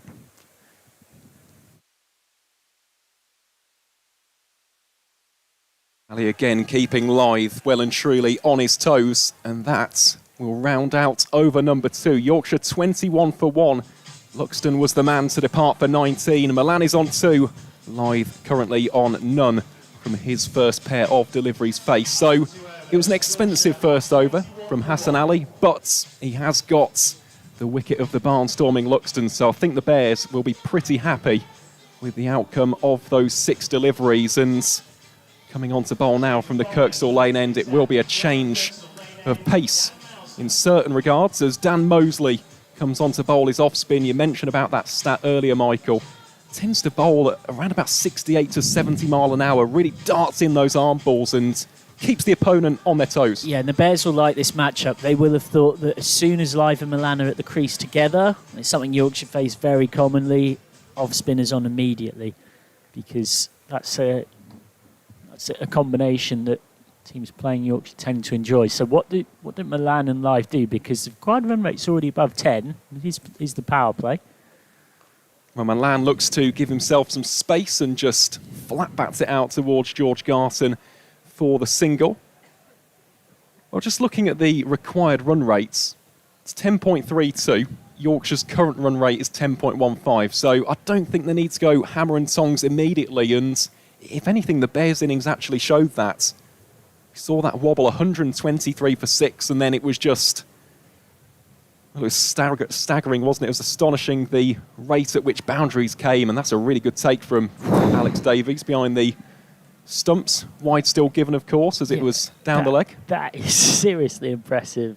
When someone's bowling right arm around, you've got the batter getting in your eye line as well. Mosley again, Milan looks to carve that one away. Drills it along the carpet to Latham for a dot ball. The game in a game here is both Milan and Live like to try and make room and go through that offside, which is all up. Mosley's trying to just spear it into the pads. That's just flicked off the matting that's there for the test match wicket. That's away for one. So Mosley's got it. He's got a deep mid wicket and a long on, but he's got a ring of 5 on the offside. So that is what Milan will be wanting to access. Now, Milan in particular scores a lot of his runs through cover and extra cover, making room. And Mosley will know that. That was a very deft shot, wasn't it, from the Yorkshire captain. Guides it off the bat face for another single. Be all too aware of his importance in this chase. 69 not out against these opponents last Friday, an innings of 88 against Leicestershire and 58 against Notts since. Mosley again Live, looking to work that through the gap between the two fielders. Can't do so. And that will be the end of the third over. It's a good one from Dan Mosley. Goes for just 4 runs. Or sorry, there's 1 delivery left. It's been a good over so far from the Bears all-rounder. How can he finish it off? Bowling in again. Well, it will be 4 runs. Almost preempted there by us here in the commentary box. So Yorkshire 25 for 1 after 3. Milan on 4. Adam Live on 1. And a decent change of bowling there from Alex Davis. Is good execution of plans, and it's one of those little micro moments where had Luxon not got out in the previous over, Mosley doesn't bowl that over, but as it is now, I think there's every chance we might see Mosley again in the power play, given that he's managed to get out of that one with just 4 off it. Now Hassan Ali, the great showman, is back for a bit more. He's one of those cricketers, you want him on the team sheet when you're paying your money to come in. Well, that one is just squeezed off the inside edge. It's racing away to the boundary, and it will be 4. Again, slightly lucky, but runs are runs. In a big chase, Yorkshire loving to see those 4s and 6s tally up. As we see the replay there, another little bit of movement, just shaping it back into the left-hander. Milan, in the end, gets 4 more runs. So Yorkshire 29 for 1.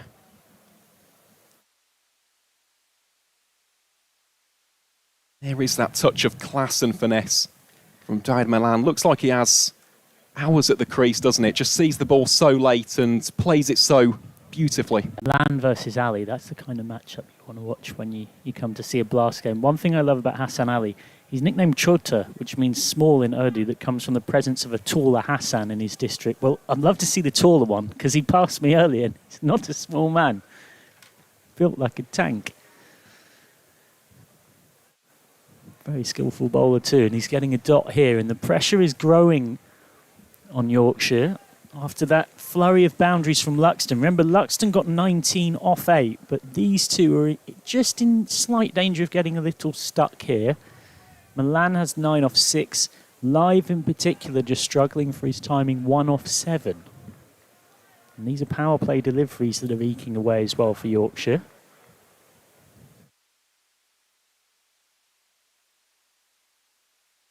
Shot. That one should be 4 more runs. It is. It's just cracked away. imperiously on that occasion. Excellent shot there. Will be 4 more runs to add to the tally. A first boundary off the bat of Adam Lyth, who was struggling to find the gaps, wasn't he, in those first 7 deliveries or so, but yeah, no problem on that occasion. That is a cracking shot from Yorkshire's all-time leading T20 blast run scorer. Just a little nerve settler for Lyth.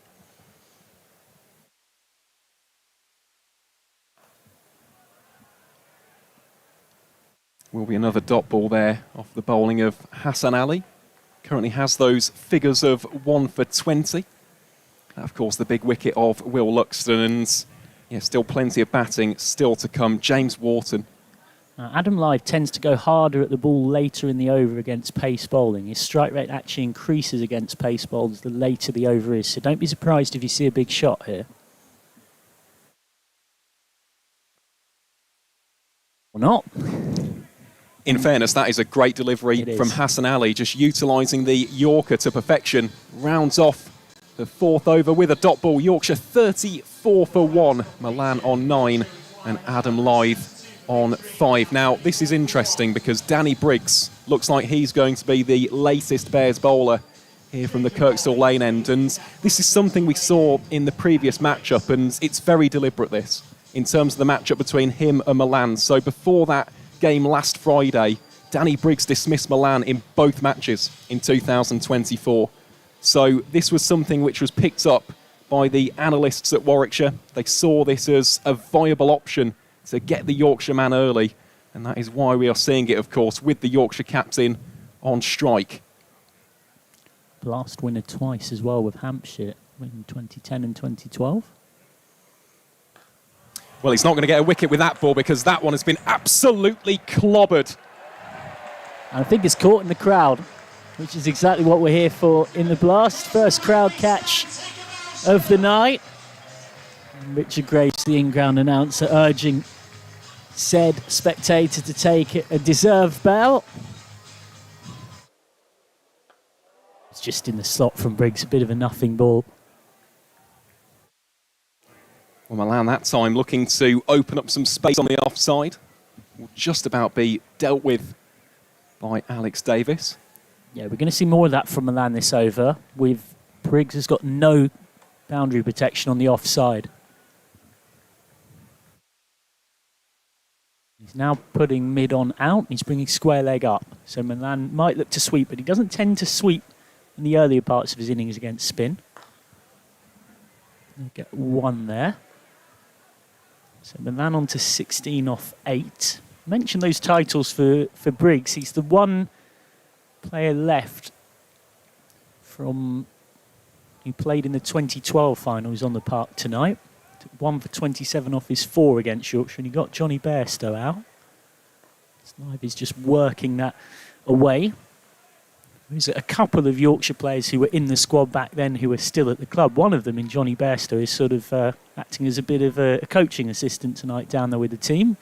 Joe Root, of course, is busy preparing for the test match.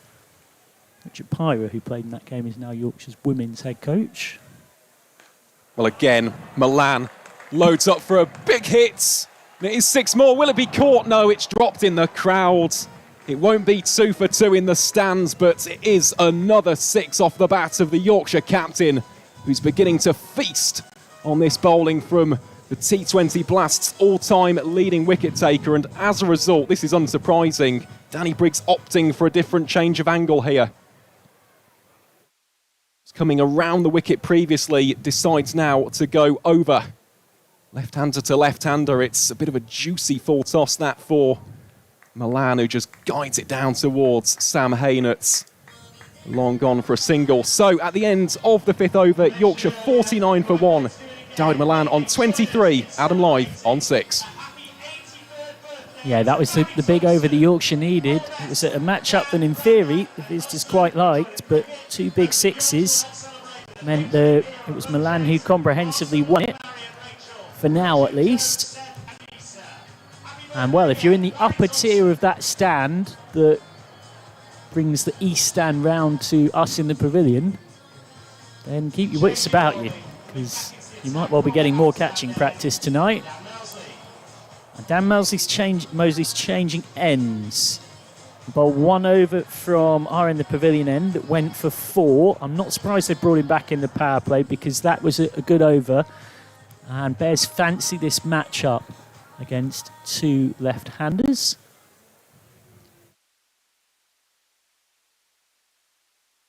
Got a long on and a deep mid-wicket as he bowls to live. He wants to go inside out through the covers, but he won't get a run there. If you're setting a field against David Milan, you probably want one of, if not your best fielder, at extra cover. Gets a heck of a lot of runs through that area against us. Backing away and then going inside out, threading it through.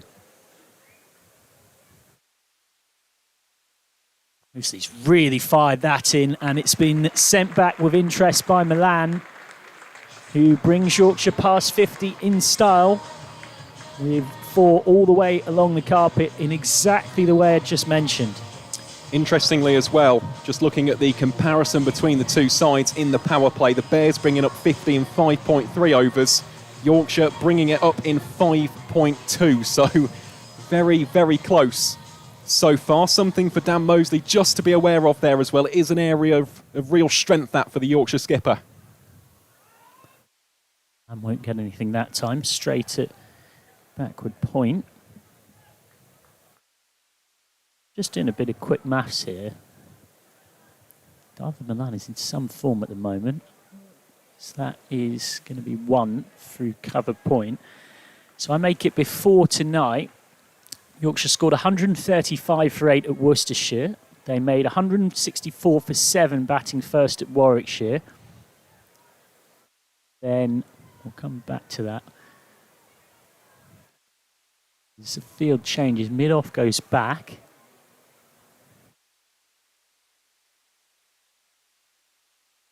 We just tickled away for 1. Mosley will now try and get out of the over, as they say.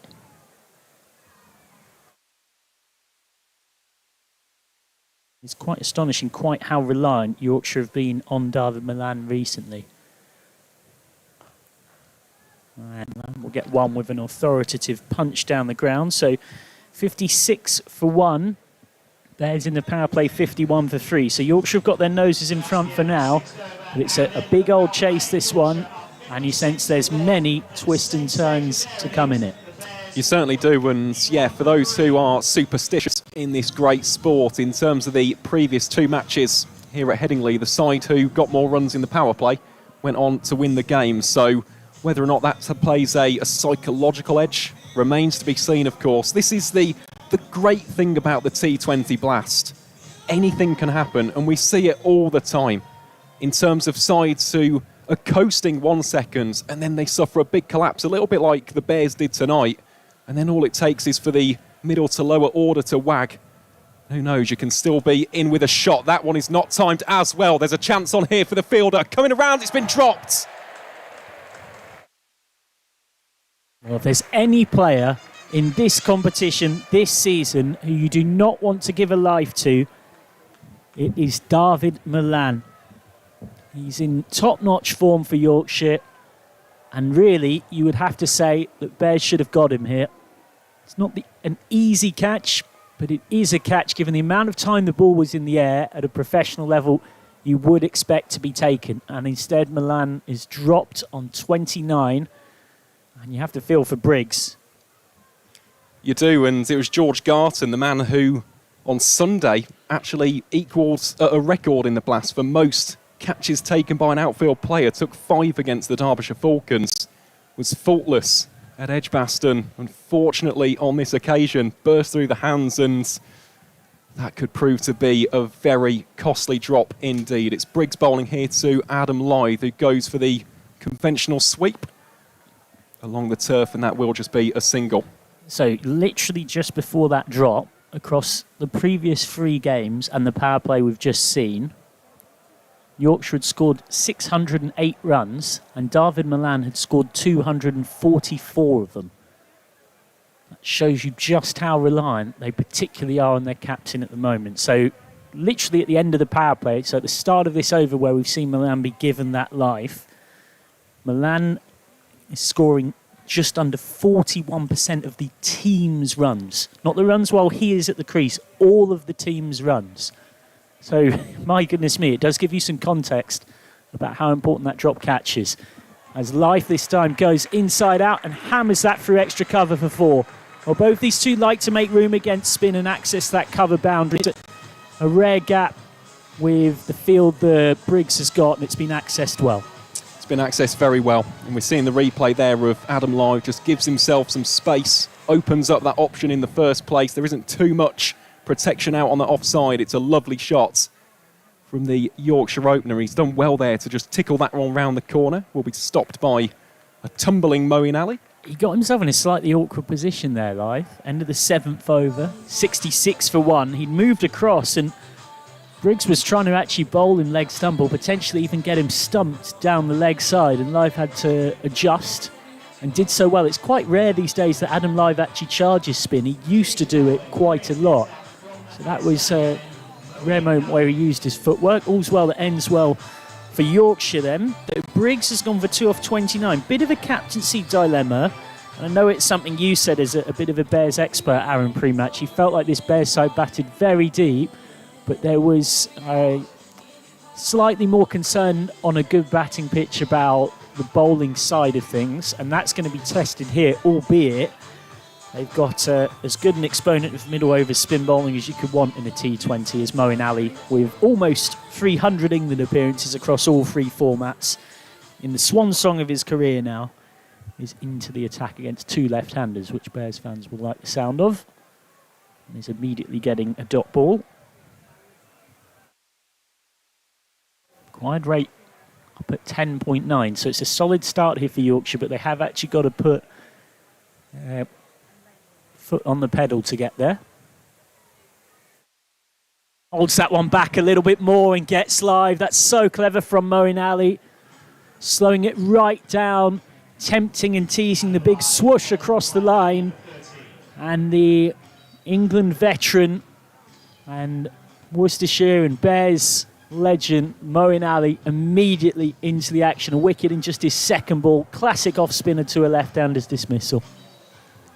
Yeah, that's high-class bowling there from Moeen Ali. It's deceptive, isn't it, in terms of taking the pace off, allowing it to just drift back in towards that off-stump, and Adam Lyve is absolutely furious with himself. He goes for 13 from 17, and into the middle arrives James Wharton, who is very highly touted, unsurprisingly, in this neck of the woods. He is an outstanding young cricketer. You look at those figures, 122 runs in the blast so far, with the average of 24.4. And in terms of boundary hitters, we know James Wharton loves a ramp shot for 4 and 6, and also loves to punish it through mid-wicket. So this now is a massive partnership to break. This was the partnership which at Edgbaston 7 days ago looked to take the game away for the Bears. Yeah, these two added 74 off 43. He's a big reverse sweeper against off-spin, so look out for that against Moeen Ali here from Wharton, who's not off the mark there. Wharton, who is very, very aggressive with that reverse sweep against off-spin. He's got a very good overall record against off-spin. That time he gets his run tally off and running. For a period of time, if you're Wharton here, you're just thinking, give the strike back to Milan. Milan is cooking away at one end. He's got 33 off 19. That partnership was just held back, though, by Lyve, who never really got through the gears. 13 off 17. Should do at least have that left-hand, right-hand combination now with Wharton out there.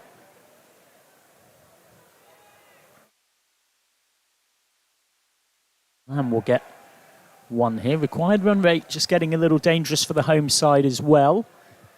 It's up above 11.3 with that single.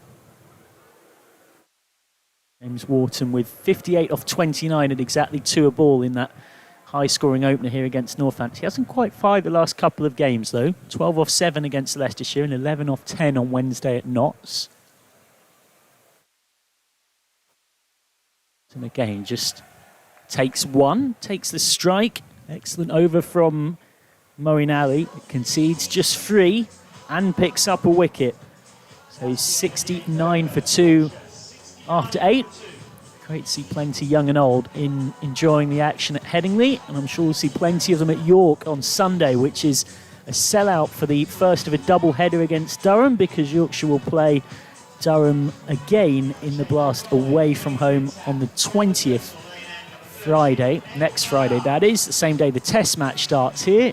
The next day, Yorkshire women are away at Derbyshire Falcons, and then promptly after that, Yorkshire head into County Championship action at Trent Bridge on Sunday the 22nd. So it's a bumper weekend of cricket for you. So Ed Barnard's into the attack and is being hit almost chipped straight to cover from Wharton. Still feeling his way into his innings. Well, if you talk about all-rounders having confidence transfer from one to the other, Ed Barnard's going to be feeling about 20 feet tall here.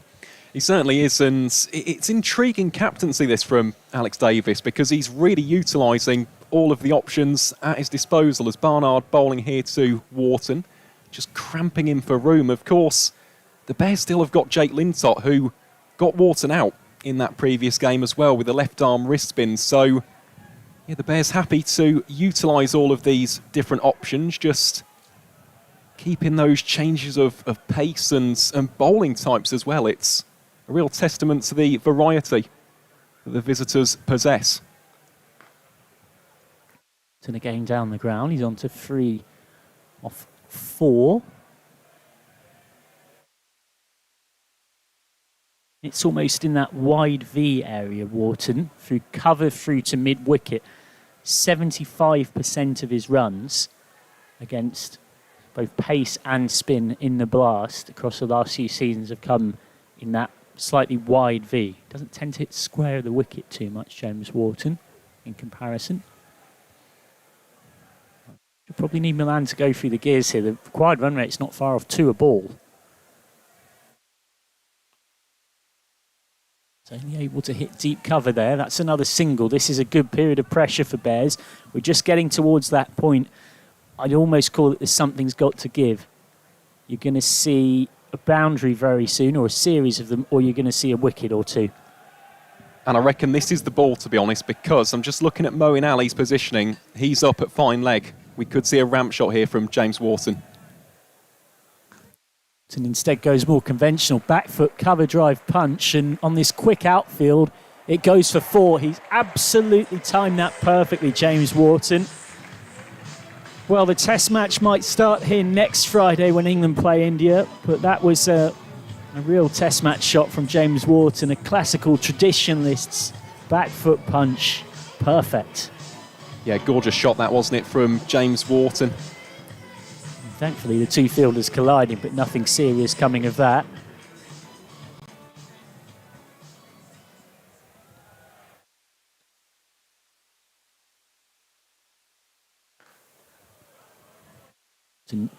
Down the ground this time for 1, having got his first boundary from the previous ball.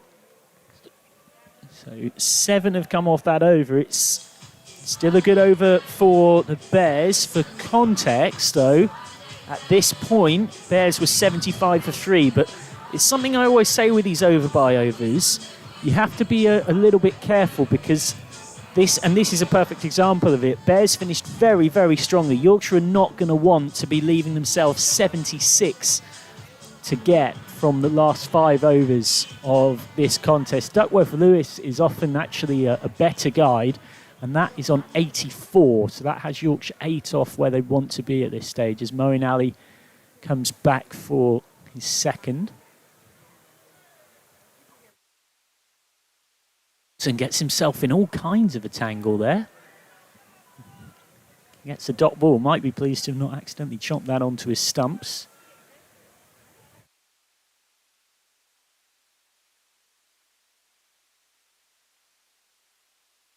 So makes room. Didn't really time this.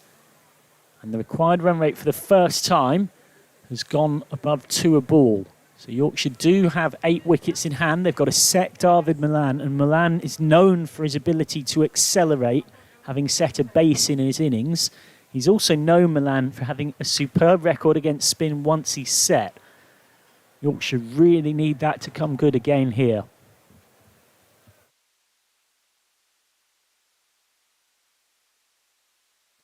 And we'll get one. But again, as these singles continue to tick up, the pressure gauge continues to tick up on Yorkshire. It does, but I think they'll look at that innings from the Bears and go, well, we don't need to go hammer and songs as of yet. Of course, you don't want it to approach 15, 16 and over, but just keep these boundaries consistent as Wharton pushes that one back down the ground for a single up towards Jake Lintott, who I imagine we'll see sooner rather than later. Alex Davis does like to bring him on in the middle overs. We have also got the first results in the North Group, so I'll take us through that at the end of this over. It's a pretty big one towards the top. And it will be a single, so another tight over here from Moeen Ali. Just the one ball left here, and this over has gone for 4. Do let us know in the YouTube live chat where you're watching from. Great to have your company up here in the Vertu commentary box here at Headingley for all of your white ball home games this season. And indeed every Yorkshire men's and women's home game across all competitions. 10 overs gone. Another tight over from Moeen Ali, just 5 off it. 81 for 2 at halfway. Yep, and just touching upon that result in the North Group, it's Lancashire who have beaten the Worcestershire Rapids by 7 wickets at New Road. So the Lightning consolidating that second place as we hear a bit of Robbie Williams at Headingley. Yeah, there we go. It's fair to say that that particular group have belted out Angels a few times before. One of those times to get the lighters in the air and wave them about. Get the glow sticks.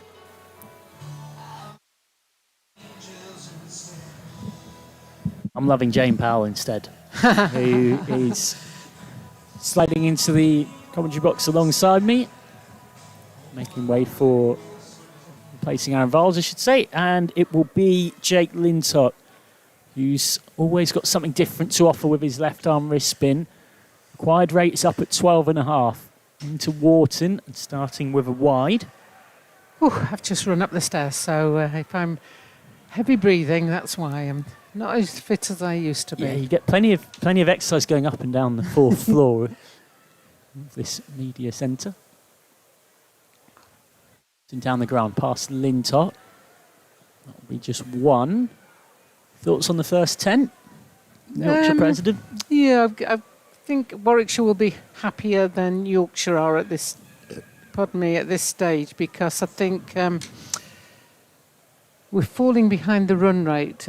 We've still got 8 wickets, but the game can change, as we saw at the end of the Warwickshire innings, quite quickly. So it's just a question of being patient and just making sure that we hang around in there and build this partnership, which is on 17 at the moment. Since Yorkshire need a big over, that's short, that's a horrid delivery, and it gets the treatment it deserves from Milan. Not going to miss out on that. Dragged down from Lintott, and Milan puts it away. It wasn't an easy ball actually to put away. It was a bad ball, but you can see as Dawid hit it, he had to take one hand off really to direct it past the fielders to make sure it did reach the boundary. But not a good ball, but a good result for Yorkshire on that one. All of this time from Lintott, and Milan has absolutely smashed that. It's another crowd catching chance. And it appears to have been dropped by the gentleman in the green hat. I tell you what, if you're in that northeast stand, lower or upper, you're getting plenty of catching practice tonight. That's the 3rd 6 that Milan has hit into there. It's clear that Yorkshire have looked at this run chase and decided now against Lintott is the time that they've got to go.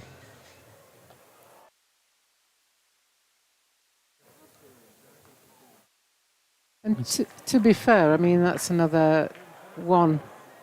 Wharton wanted 2, but Milan said 1 there. They did think about the 2. To be fair to Yorkshire, you know, I'm saying that Warwickshire will be happy, but actually Yorkshire are not far behind the predicted DLS score, which whilst we won't be affected by DLS, it gives you an indication of where you need to be at various stages of the game. So that gives you some idea of how balanced it is at the moment as they take a quick single.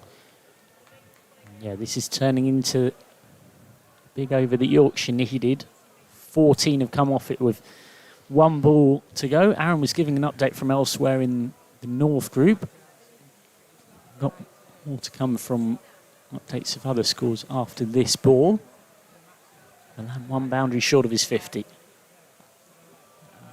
Might go to it here if they can run 2. They won't. It's a good decision because it would have been a definite run out against that whippy left arm of Garton. So 11 overs gone. It's a good over for Yorkshire. Goes for 15 Lintot's first. So it'll be interesting to see if Bears persist with giving him a second immediately. And just from elsewhere, an update from Ari in the YouTube live chat, watching from Fackley CC, where our under-11s have won their first game this season. So congratulations to them wherever you're watching from, whether it's youth cricket, men's cricket, women's cricket, disability cricket. We're here for all of it and hope that you're enjoying the weather. The sun has just about peaked down, but no real possibility of rain at all. Leeds skyline looking gorgeous from up here in the Vertu commentary box. Bears 98 for 3 at this stage. Yorkshire 96 for 2, but remember Bears lost a clatter of wickets but finished very strongly.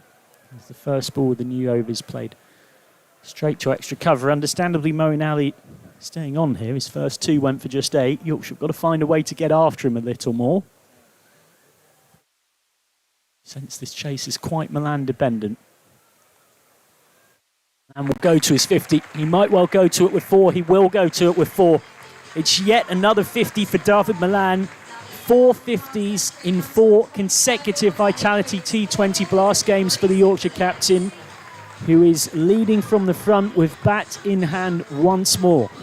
Yeah, very skillful shot, that one. Just used his wrists a bit to guide it past the fielder and out to the boundary there. Lovely shot, because that wasn't a bad ball from Moeen Ali. This time Milan was trying to access that extra cover region, but instead it ends up going a little straighter than he wanted. Out to long off for 1.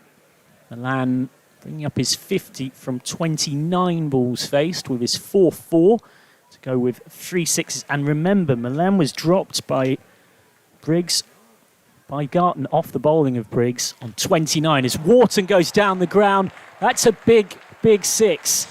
That has almost hit the middle tier of the Howard stand. And James Wharton, who was on 13 or 14, had been struggling to find his rhythm. Well, he's found it there.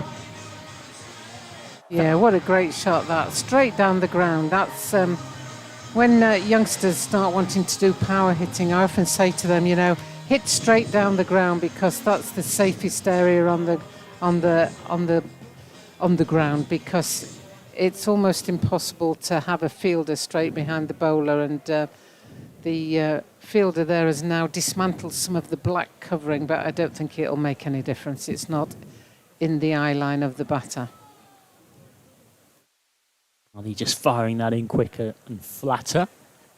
Brings Milan back onto strike. Of course, Milan and Ali both long-time white ball teammates as part of that side that was so successful for England. Ali with 138 ODIs, 98 T20Is.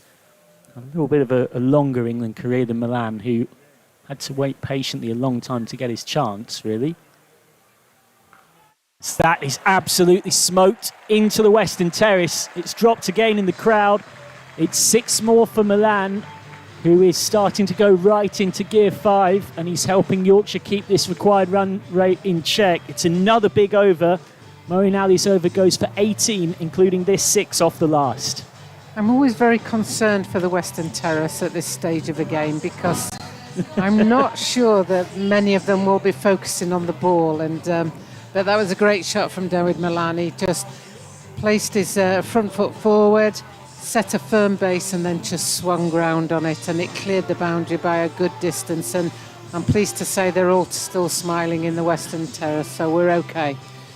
Yeah, it was not far off the bananas, that one. In fact, I think it went towards a few that have come dressed as, I think it's actually peas, garden peas they've come dressed as. It wasn't far off the garden peas, but everybody seems okay. I did see 2 hands get to the ball, but they didn't catch it. You could tell from the almost boos of frustration. Now, Danny Briggs into the attack. Back into the attack, I should say, to be precise. First ball goes for a single. Bears want to try and get a lid on this because for a while that partnership was ticking, but not at a pace that would concern the visitors. That has all changed in the last 2 overs before this one. The last 2 overs before this one have gone for 33. It's safe to say those youngsters are enjoying it. Briggs with 25 conceded from his first 2. That's very, very, very clever from Milan. The real game of cat and mouse there. Briggs saw him in position early, and then Milan had to adjust once more, and in the end properly pancakes that straight over the keeper's head. Amazing shot. Just look at that. In position early, head still, bat angled, connect, 4 runs. Gets into position early, head still, and just connects. And down the track this time, he's miscued this. It's a catching chance. Well, not really. Sometimes you need a bit of luck, and sometimes it's amazing how often when you're in form, you tend to get that luck. And Milan did there. In truth, long on coming in or short mid-wicket coming round weren't getting there unless they had Superman. Quite a nice 9-iron, that little wedge onto the green. It's that classic one, when you're out of form, that goes straight to a fielder. Yes. As Wharton this time gets 1. Always nice when you're the chasing team to look on the scoreboard and see that not only below 100, you only want 85 now. So you can start seeing it come down much quicker for some strange reason once you get past the 3 figures. Oh dear. Milan skied this up. Tough chance from short fine leg running back, and Hassan Ali holds on. That's a massive breakthrough for Bears. Yorkshire's captain with 4 50s in a row in the blast, but has to depart now for a fantastically made 65. Briggs with the breakthrough. Milan gone for 65 off 34. Yeah, disappointing end to Dawid Milan's good innings there, just off those 34 balls. Just didn't get into position easily for this one and just swung up rather than through the ball, and as a result, Hassan Ali takes a very comfortable catch down at fine leg. They're just doing a bit of quick maths there on Milan as he gets out there. Across the last 3 games and this match that you're watching, Yorkshire have scored 673 runs. And Milan, as an individual, has scored 280 of those runs. So approximately 43% of Yorkshire's entire runs have been scored by their captain. That gives you a real sense as to A, how dependent Yorkshire have been on him, and B, what a fantastic purple patch he has had. But others are going to have to take this home for Yorkshire. Their overseas all-rounder, who now due to a toe injury cannot bowl, so has become just an overseas batter for now. Will Sutherland is out there. Sutherland's first ball is nicely just guided with straight back to long off. He can certainly hit a long ball. He hit 4 sixes from 5 balls against Guthrie on the opening night here against Northants. Yorkshire fans will be hoping for similar. Good over from Briggs, concedes 8 and gets that big wicket of Milan. Yeah, I mean, with Dawid Milan, yes, he's scored lots of runs and he's been very successful for Yorkshire. I'll just counter that slightly in that he is opening the batting, so therefore you would expect him to score the bulk of the runs because some of the others are coming in and playing cameos down the order. We have had the problem middle order of folding a little bit like a pack of cards in previous games, so if we can just hang around a bit longer in the middle order, that will make a very balanced team as far as I'm concerned. Well, Yorkshire are going to try and avoid what, of course, happened last Friday when they lost 5 for 7 in 17 balls, and that middle order misfired. That meant that they only set Bears 165 to win, and despite 3 for 23 from Matthew Milnes, it was ultimately Bears who got there by 6 wickets with 6 balls to spare. This time in the chase, Yorkshire need their middle order to come to the party.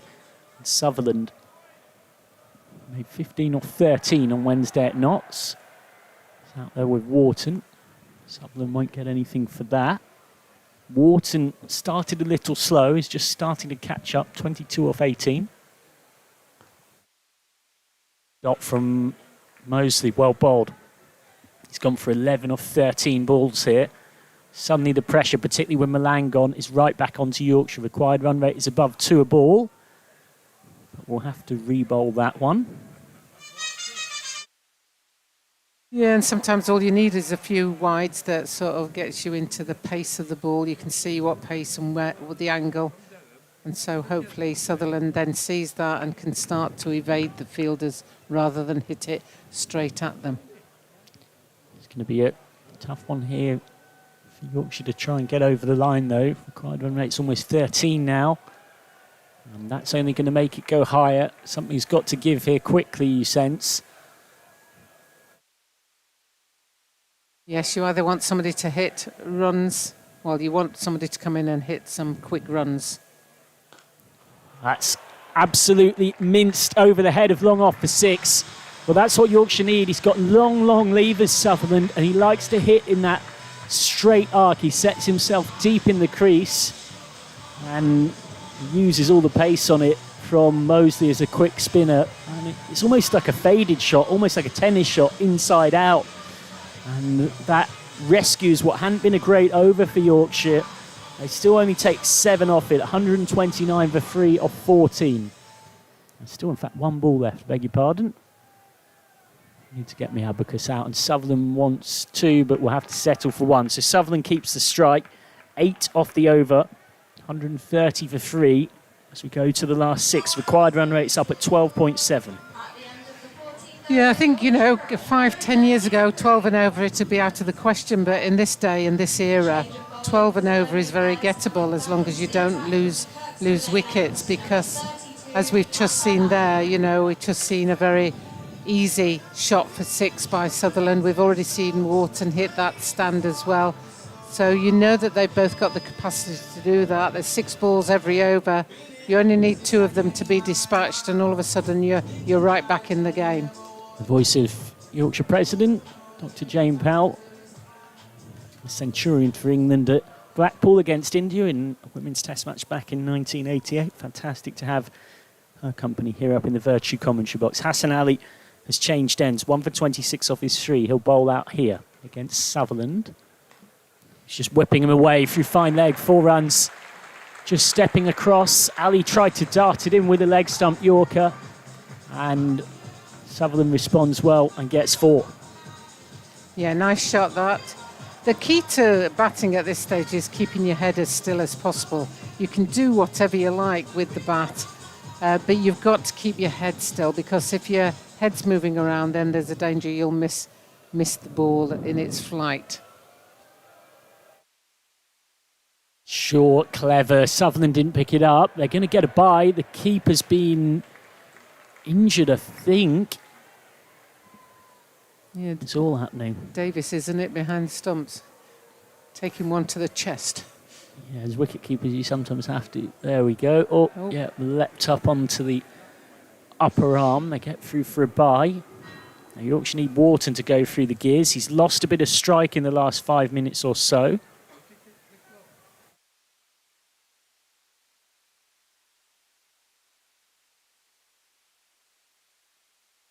The ground from Wharton, his favourite area of strength. Want to, but then absolutely not going to get it there. Required run rate still up at 12.5 DLS, which often can be a bit of a guide. Has things almost perfectly level. It's got Yorkshire just 1 run behind at this stage. Yeah, I'm surprised a little bit at that, but who am I to question Duckworth, Lewis and Stern? But it does give us that indication.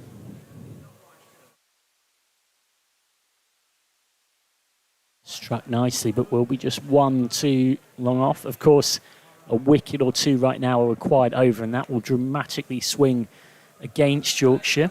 The question for the visitors of where they go back to after this. Mosley's gone for just 19 off 3, so wouldn't be surprised to see him bowl out after that tidy previous over. Briggs and Moeen Ali both have 1 left. Barnard and Lintott have only bowled 1 each, and the same can be said for Garton, so 7 bowling options in play here for the Bears. Short and helped along by Wharton through fine leg, using the pace of Ali against him. And Wharton, after a slow start to this innings, is really starting to find his gears. Yeah, and with that 4 and the 4 at the start of the over and then the singles, all of a sudden you're starting to add up to the 12 that you need and over. So it's not a big panic at the moment, but you do need to keep your foot on the pedal. Considering a change in the field here, Davies. And he is going to change the field. He's going to drop fine leg out. He's going to bring square leg up, responding to that shot from Wharton. 11 off the over with this ball to come. Which is straight back to Hassan Ali. Beautifully bowled. Gets a dot. So 11 off it. 141 for 3. 5 overs left. Bears took 76 off their last 5. And Yorkshire will need to find 65 of their own to win the contest. A few more thoughts from Dr. Jane Powell, and then she'll be joined by Aaron Viles. Yeah, it should be a close finish here at Headingley, and these are the sort of games you want as Sweet Caroline rings out around the stadium and the crowd are into it. It'd be fair to say that it's very partisan crowd for Yorkshire, but then that's what you would expect when you go around the country with the Vitality Blast games. Oh, it is, isn't it? Dr. Powell, it certainly is, and Sweet Caroline, one of the great traditions, isn't it, in this heralded competition. One of the premier T20 tournaments on the planet, and it will be Danny Briggs then to bowl this 16th over. Bowling from the Howard stand end here to Will Sutherland. Just clips that off the pads for a single. Yeah, interestingly, that earlier on they potentially weren't taking that single there, but they were both on the same wavelength and they took it, and there wasn't, Moeen Ali didn't even try to run out there.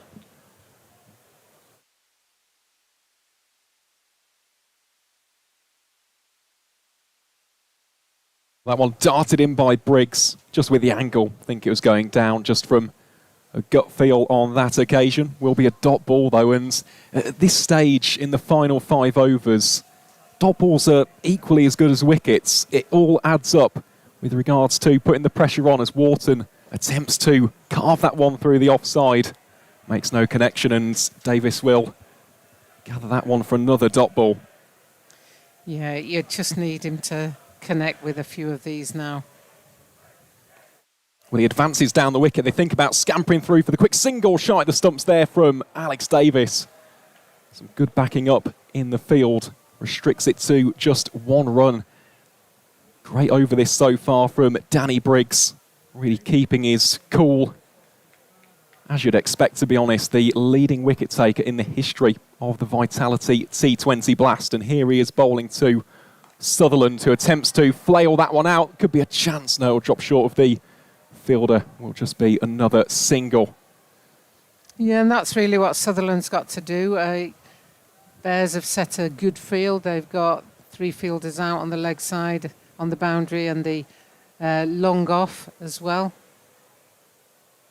Wharton goes for the sweep behind the corner. I think Davis in the end actually got a bit of his pad on that, and it will be given as a wide. Briggs protests his innocence to the umpire there, saying that Wharton came across looking to play the shot fine, but as a result it will be an extra delivery, despite the protest there of the Bears spinner. Bowling here to Sutherland. Sutherland advances down the track. Has he got enough on this one? Yes, he has. It's 6 runs down the ground. Brings up the 150 for Yorkshire in scintillating style.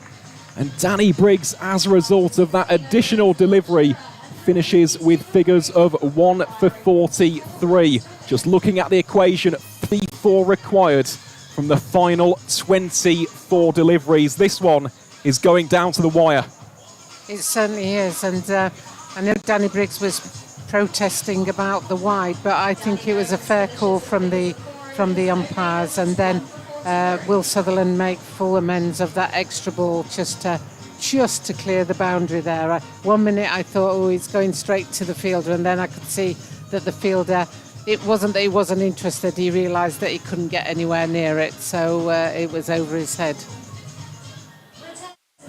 And returning to bowl here from the Kirkstall Lane end, it will be Dan Mosley. 3 overs, none for 19, and this feels like it could be the over. If this is a big one here for Yorkshire, they can swing the pendulum massively. And of course, vice versa for the Bears. A couple of wickets, a tight over here from the young and talented all-rounder could again switch this firmly in their favour. But also, he'll be bowled out after this over as well. So Warwickshire have bowled their 2 better bowlers on the night out of the after this over. So there'll be 3 overs that they're going to have to mix around to see who they're going to bowl for those last 3 pressure overs, really. Yeah, it's a gamble, isn't it, from Alex Davis. It's Mosley again, darts that one in. It's aerial, fielder comes across. It's Sam Hain who takes the catch. Almost nonchalantly, Dan Mosley wheels away in celebration. And that is a huge moment in this run chase. It is, of course, the golden arm of Dan Mosley to get the breakthrough. Yorkshire 153 for 4 as Will Sutherland departs from the middle. It's interesting as Haynes takes this, it's almost like the first thing he does is put his hand on the ground with the ball. Yeah, well, obviously we're not going to replay, but we'll just see if we can see this. I think in the end he may have just scooped it up almost in a claw position. Either way, it's been given. It's out, yes. Yep, it is out. And as a result of that, George Hill will enter the crease here in what is an increasingly pressurised situation. Yorkshire 153 for 4, still 53 runs required off the final 3.4 overs. Dan Mosley, he was absolutely ecstatic with that wicket, as he should be. He's bowled very well tonight. Figures of 1 for 20 from his 3.2 overs so far, and just a little bit of alteration here in the field, and of course in terms of the angle of approach, coming over the wicket here to George Hill, who works that around the corner for a single. And that's okay, first ball you face, but at this stage now we've got to be looking for boundaries to get up and above the required run rate.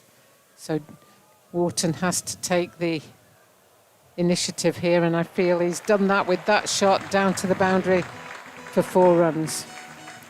Well, that is audacious from James Wharton. We said it was a real area of strength of his, and just look at that. How cheeky is that to just deflect it off the bat face, going for the ramp shots. Moeen Ali just couldn't get around to cut it off. As a result, it is 4 more runs. So the equation now 48 from the final 20 deliveries. Mosley is to Wharton again. Wharton looks to muscle that out towards deep mid-wicket. Will be easily dealt with by George Garton just for 1 more run. It's all getting a little bit tense, isn't it, Jane? Yes, it is, and it's for the ones who can keep their heads at this stage will be the winners. It's Mosley to Hill. Well, he doesn't get bat on ball.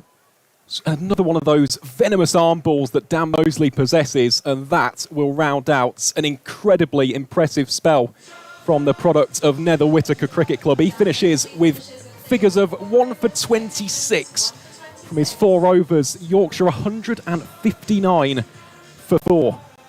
And the equation now is quite simple for the batters. They've got to go in there and take the chances, take the risks, go for the shots, go for the straight drives, go for the funky shots around the corner, because fortune favours the brave sometimes, so you've just got to put yourself out there and chance your arm. There's a big discussion about who's going to bowl at this stage, and it looks like Barnard's coming back on.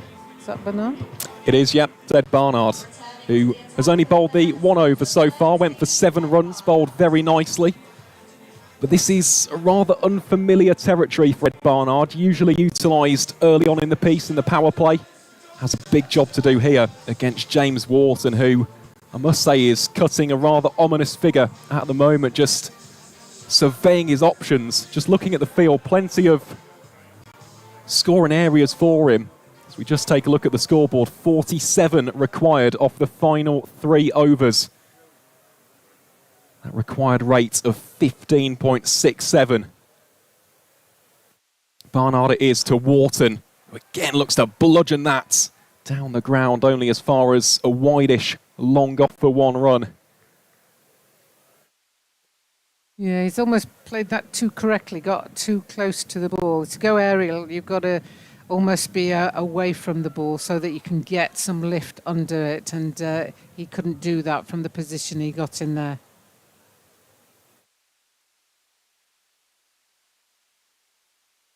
Well, Hill goes for the ramp. He may have found Hassan Ali, who's dropped it. Hassan Ali has dropped the catch, coming across from fine leg. He can't believe it. The Bears in disbelief as well, and George Hill will get at least another second bite of the cherry. Let's take a look at the replay here. The ramp shot was on because fine leg was up. Hassan almost overcommits there, goes for it too early, and as a result, drops the catch. Another life here for the home side as Barnard steams in here to Wharton. Wharton again, that's a great delivery from Barnard in the block hole. The Yorkshire pair think about scarpering back for the second, but they can't. It's still been a very good start to this over, even with that dropped catch, and the rate now stands at 17.6. Got to keep hoping. You've got to keep it hoping that something can come from these two. Barnard it is to George Hill. Again goes full. Firmly driven, only as far as the fielder in the inner circle. So will be another run to add to the board. But these 1s and 2s at this stage probably are not going to be enough, as the rate now it is rising so quickly. 18.43. Yeah, a few 6s is what's needed at this stage. Both of them capable of doing that, but the bowling has been very good. It has, and look at that. That's really clever bowling there from Ed Barnard. Shot at the stumps. Will just be a single in the end, but he's gone pace on, pace on, pace on, and then he disguises the slower ball, which at this stage of the innings is the smart thing to do. Almost utilise those back of the hands, the cutters, work it into the surface, and almost make the Yorkshire batters throw the shot early.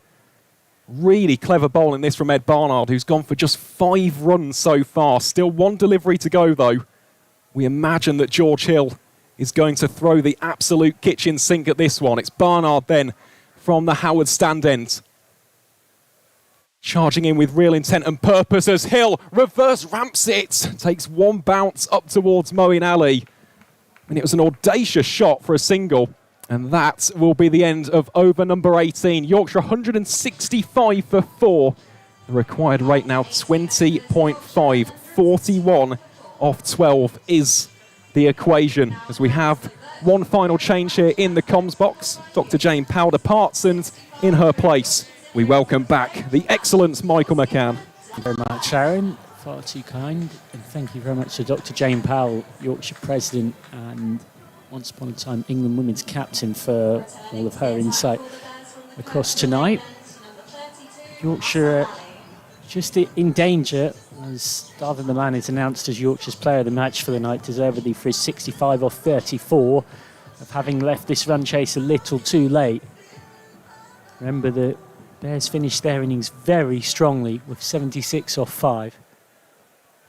Hassan Ali into Hill. Yorkshire needs something pretty magnificent now, and that's not going to help because it's only going to make the equation even harder. It was 44 to win off 12 before that ball. It's now 44 to win off 11. It's 41. 41. Yeah, it's 41. Smidgen easy, beg your pardon. The quick math's not quite working there, but regardless, Yorkshire desperately need some boundaries. They desperately need them quick, and Hill is on 4 off 6 in his first T20 appearance this season. He's making room, he's leaving that. It won't be a wide. It was comfortably inside the line. Nothing wrong with that.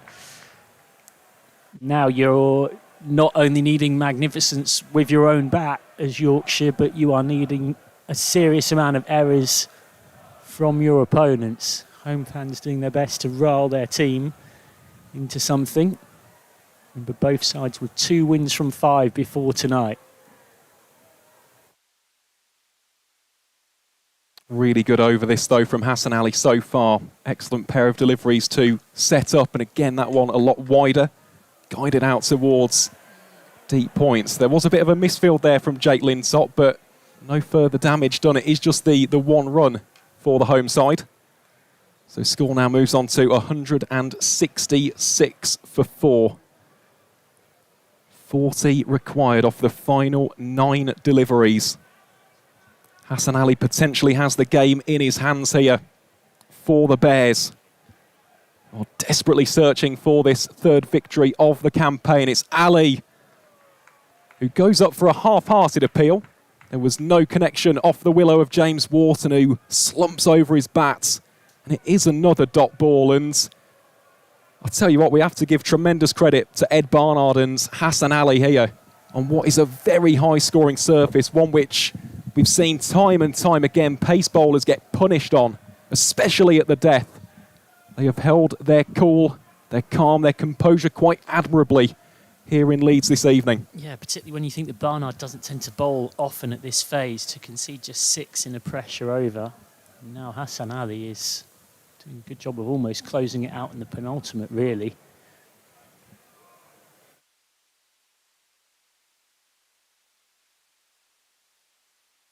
Wharton down the ground, that'll be out. Safe as houses from Garton, who was picked out. And you sense that might well be Yorkshire's last hope departing. It's been a solid innings from James Wharton, but he maybe didn't quite get the acceleration that the situation required. And so he has to go for 37 off 32. Yorkshire in desperate trouble now. Well, it will be Matthew Revis to enter the crease. I mean, the equation now, 40 off of 7 deliveries. This ball has to go for at least 4 to keep Yorkshire in with a sniff. Strange things happen, though, in T20 cricket. So you can never, ever rule out a side until it's mathematically impossible. But I'll tell you what, Hassan Ali has bowled very nicely here tonight. Got that opening wicket of Will Luxton early on in the piece and, yeah, probably deserves that second as well. Here he is then, has those figures of 2 for 31 from 3.5 overs. Potentially giving whoever has that final over a much easier job on their hands. It's Hassan Ali then from the Kirkstall Lane ends here to Revis. Revis looks to muscle it through mid-wicket. And it will just be a single.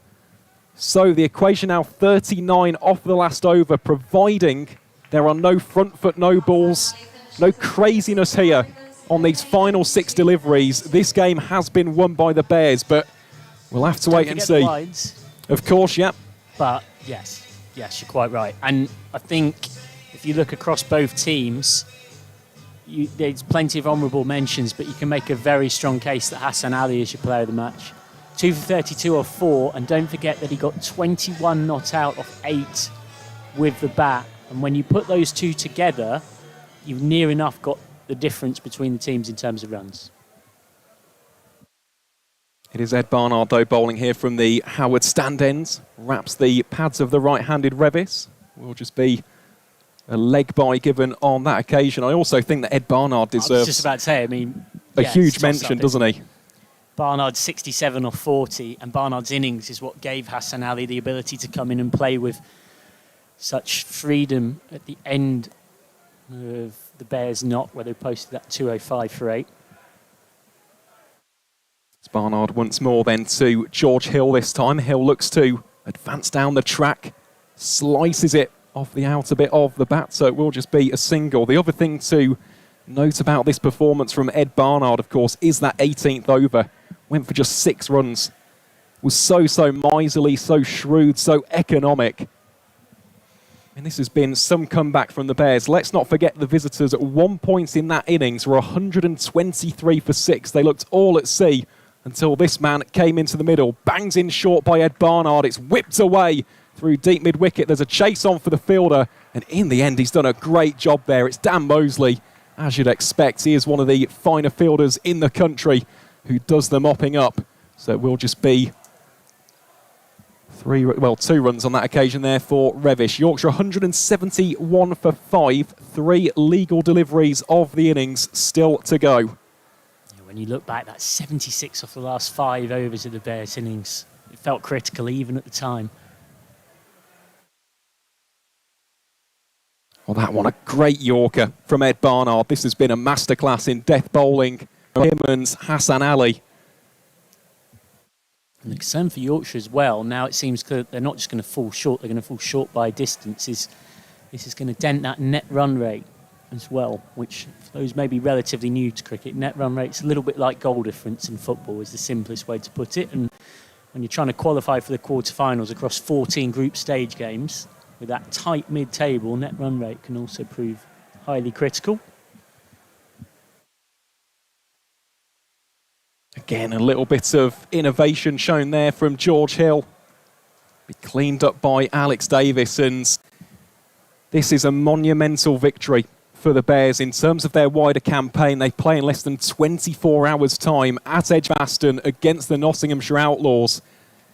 Could have been staring down the barrel at 2 wins and 4 defeats. Instead, it will be 3 and 3.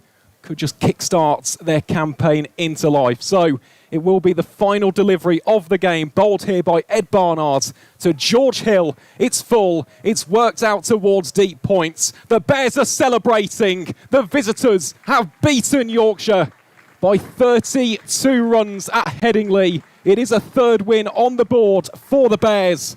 And Ed Barnard, as you'd expect, is mobbed by his very grateful and gratuitous teammates. It's been a wonderful performance from the former Worcestershire man, and in the end, an excellent performance from Ian Westwood's side, who will head to Edgbaston in less than 24 hours' time with the wind in their sails. They certainly will. Yorkshire will be a little bit disappointed having come into tonight with back-to-back wins. They'll feel like they had control of that game for quite long periods of time. At 15 overs gone with the Bears 129 for 6. The visitors, in truth, would have been quite happy with 170, 180, but somehow, thanks to Ed Barnard and then Hassan Ali and George Garton, they get up to 205 for 8. And even in the chase, 56 for 1 for Yorkshire from the power play, but just couldn't quite at the back end find the acceleration that was needed. And those troubles for the Yorkshire middle order this season, you'd have to say, have continued there. And actually, in the end, a game that we all thought up here in the Vertu commentary box was going to be going right to the wire, didn't quite do so, because it's Bears that take it by what is a margin that makes it look comfortable, 32 runs. And right at the end, it was 65 from Milan for Yorkshire. But ultimately, it is the visitors who take the spoils and the visitors who take both wins in the Friday night meetings between these sides. And it's the visitors who continue their excellent run in this head-to-head. It's a bit of a hoodoo over Yorkshire, isn't it? It is at the moment, yep. 7 wins in a row in the competition for the Bears against the White Rose, and a 4th consecutive victory here at Headingley. Haven't lost here since 2021. So, yeah, unfortunately for Yorkshire, the pattern continues.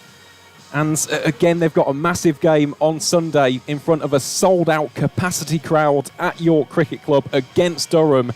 That could be season-defining in terms of the T20 Blast campaign. So congratulations to the Bears, commiserations to Yorkshire. It just sets up an even more massive clash against their northern rivals up at York in a couple of days' time.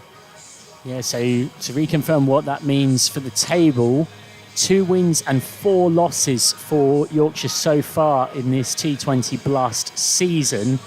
Meanwhile, Bears have gone above Yorkshire in the table tonight with a 3rd win to go with 3 losses. You might spot Johnny Bairstow in shot there. He had a net on the outfield today as he continues his recovery from a calf problem. Yorkshire will hope that they might see him back at a sellout crowd in York on the Sunday, where, of course, we will be there for the Yorkshire Cricket TV live stream up here in the Vertu commentary box. So a pleasure to have your company wherever you've been watching from across the world, as always. Yorkshire now with 2 losses from 3 games at Headingley this season, and we'll hope that maybe a change of ground might be a little bit of good fortune in what will be a first ever T20 at York. Thanks very much to everyone for your company wherever you've been. Thanks very much to Dr. Jane Powell and Aaron Viles for their company up in the commentary box, and all of our hard-working production staff and camera operators behind the scenes that make this Vertu live stream what it is. We will see you on Sunday for that game where Yorkshire meet Durham. For now, we'll leave you with the best bits from this contest, as it is the Bears who come to Headingley and take victory against Yorkshire by 32 runs.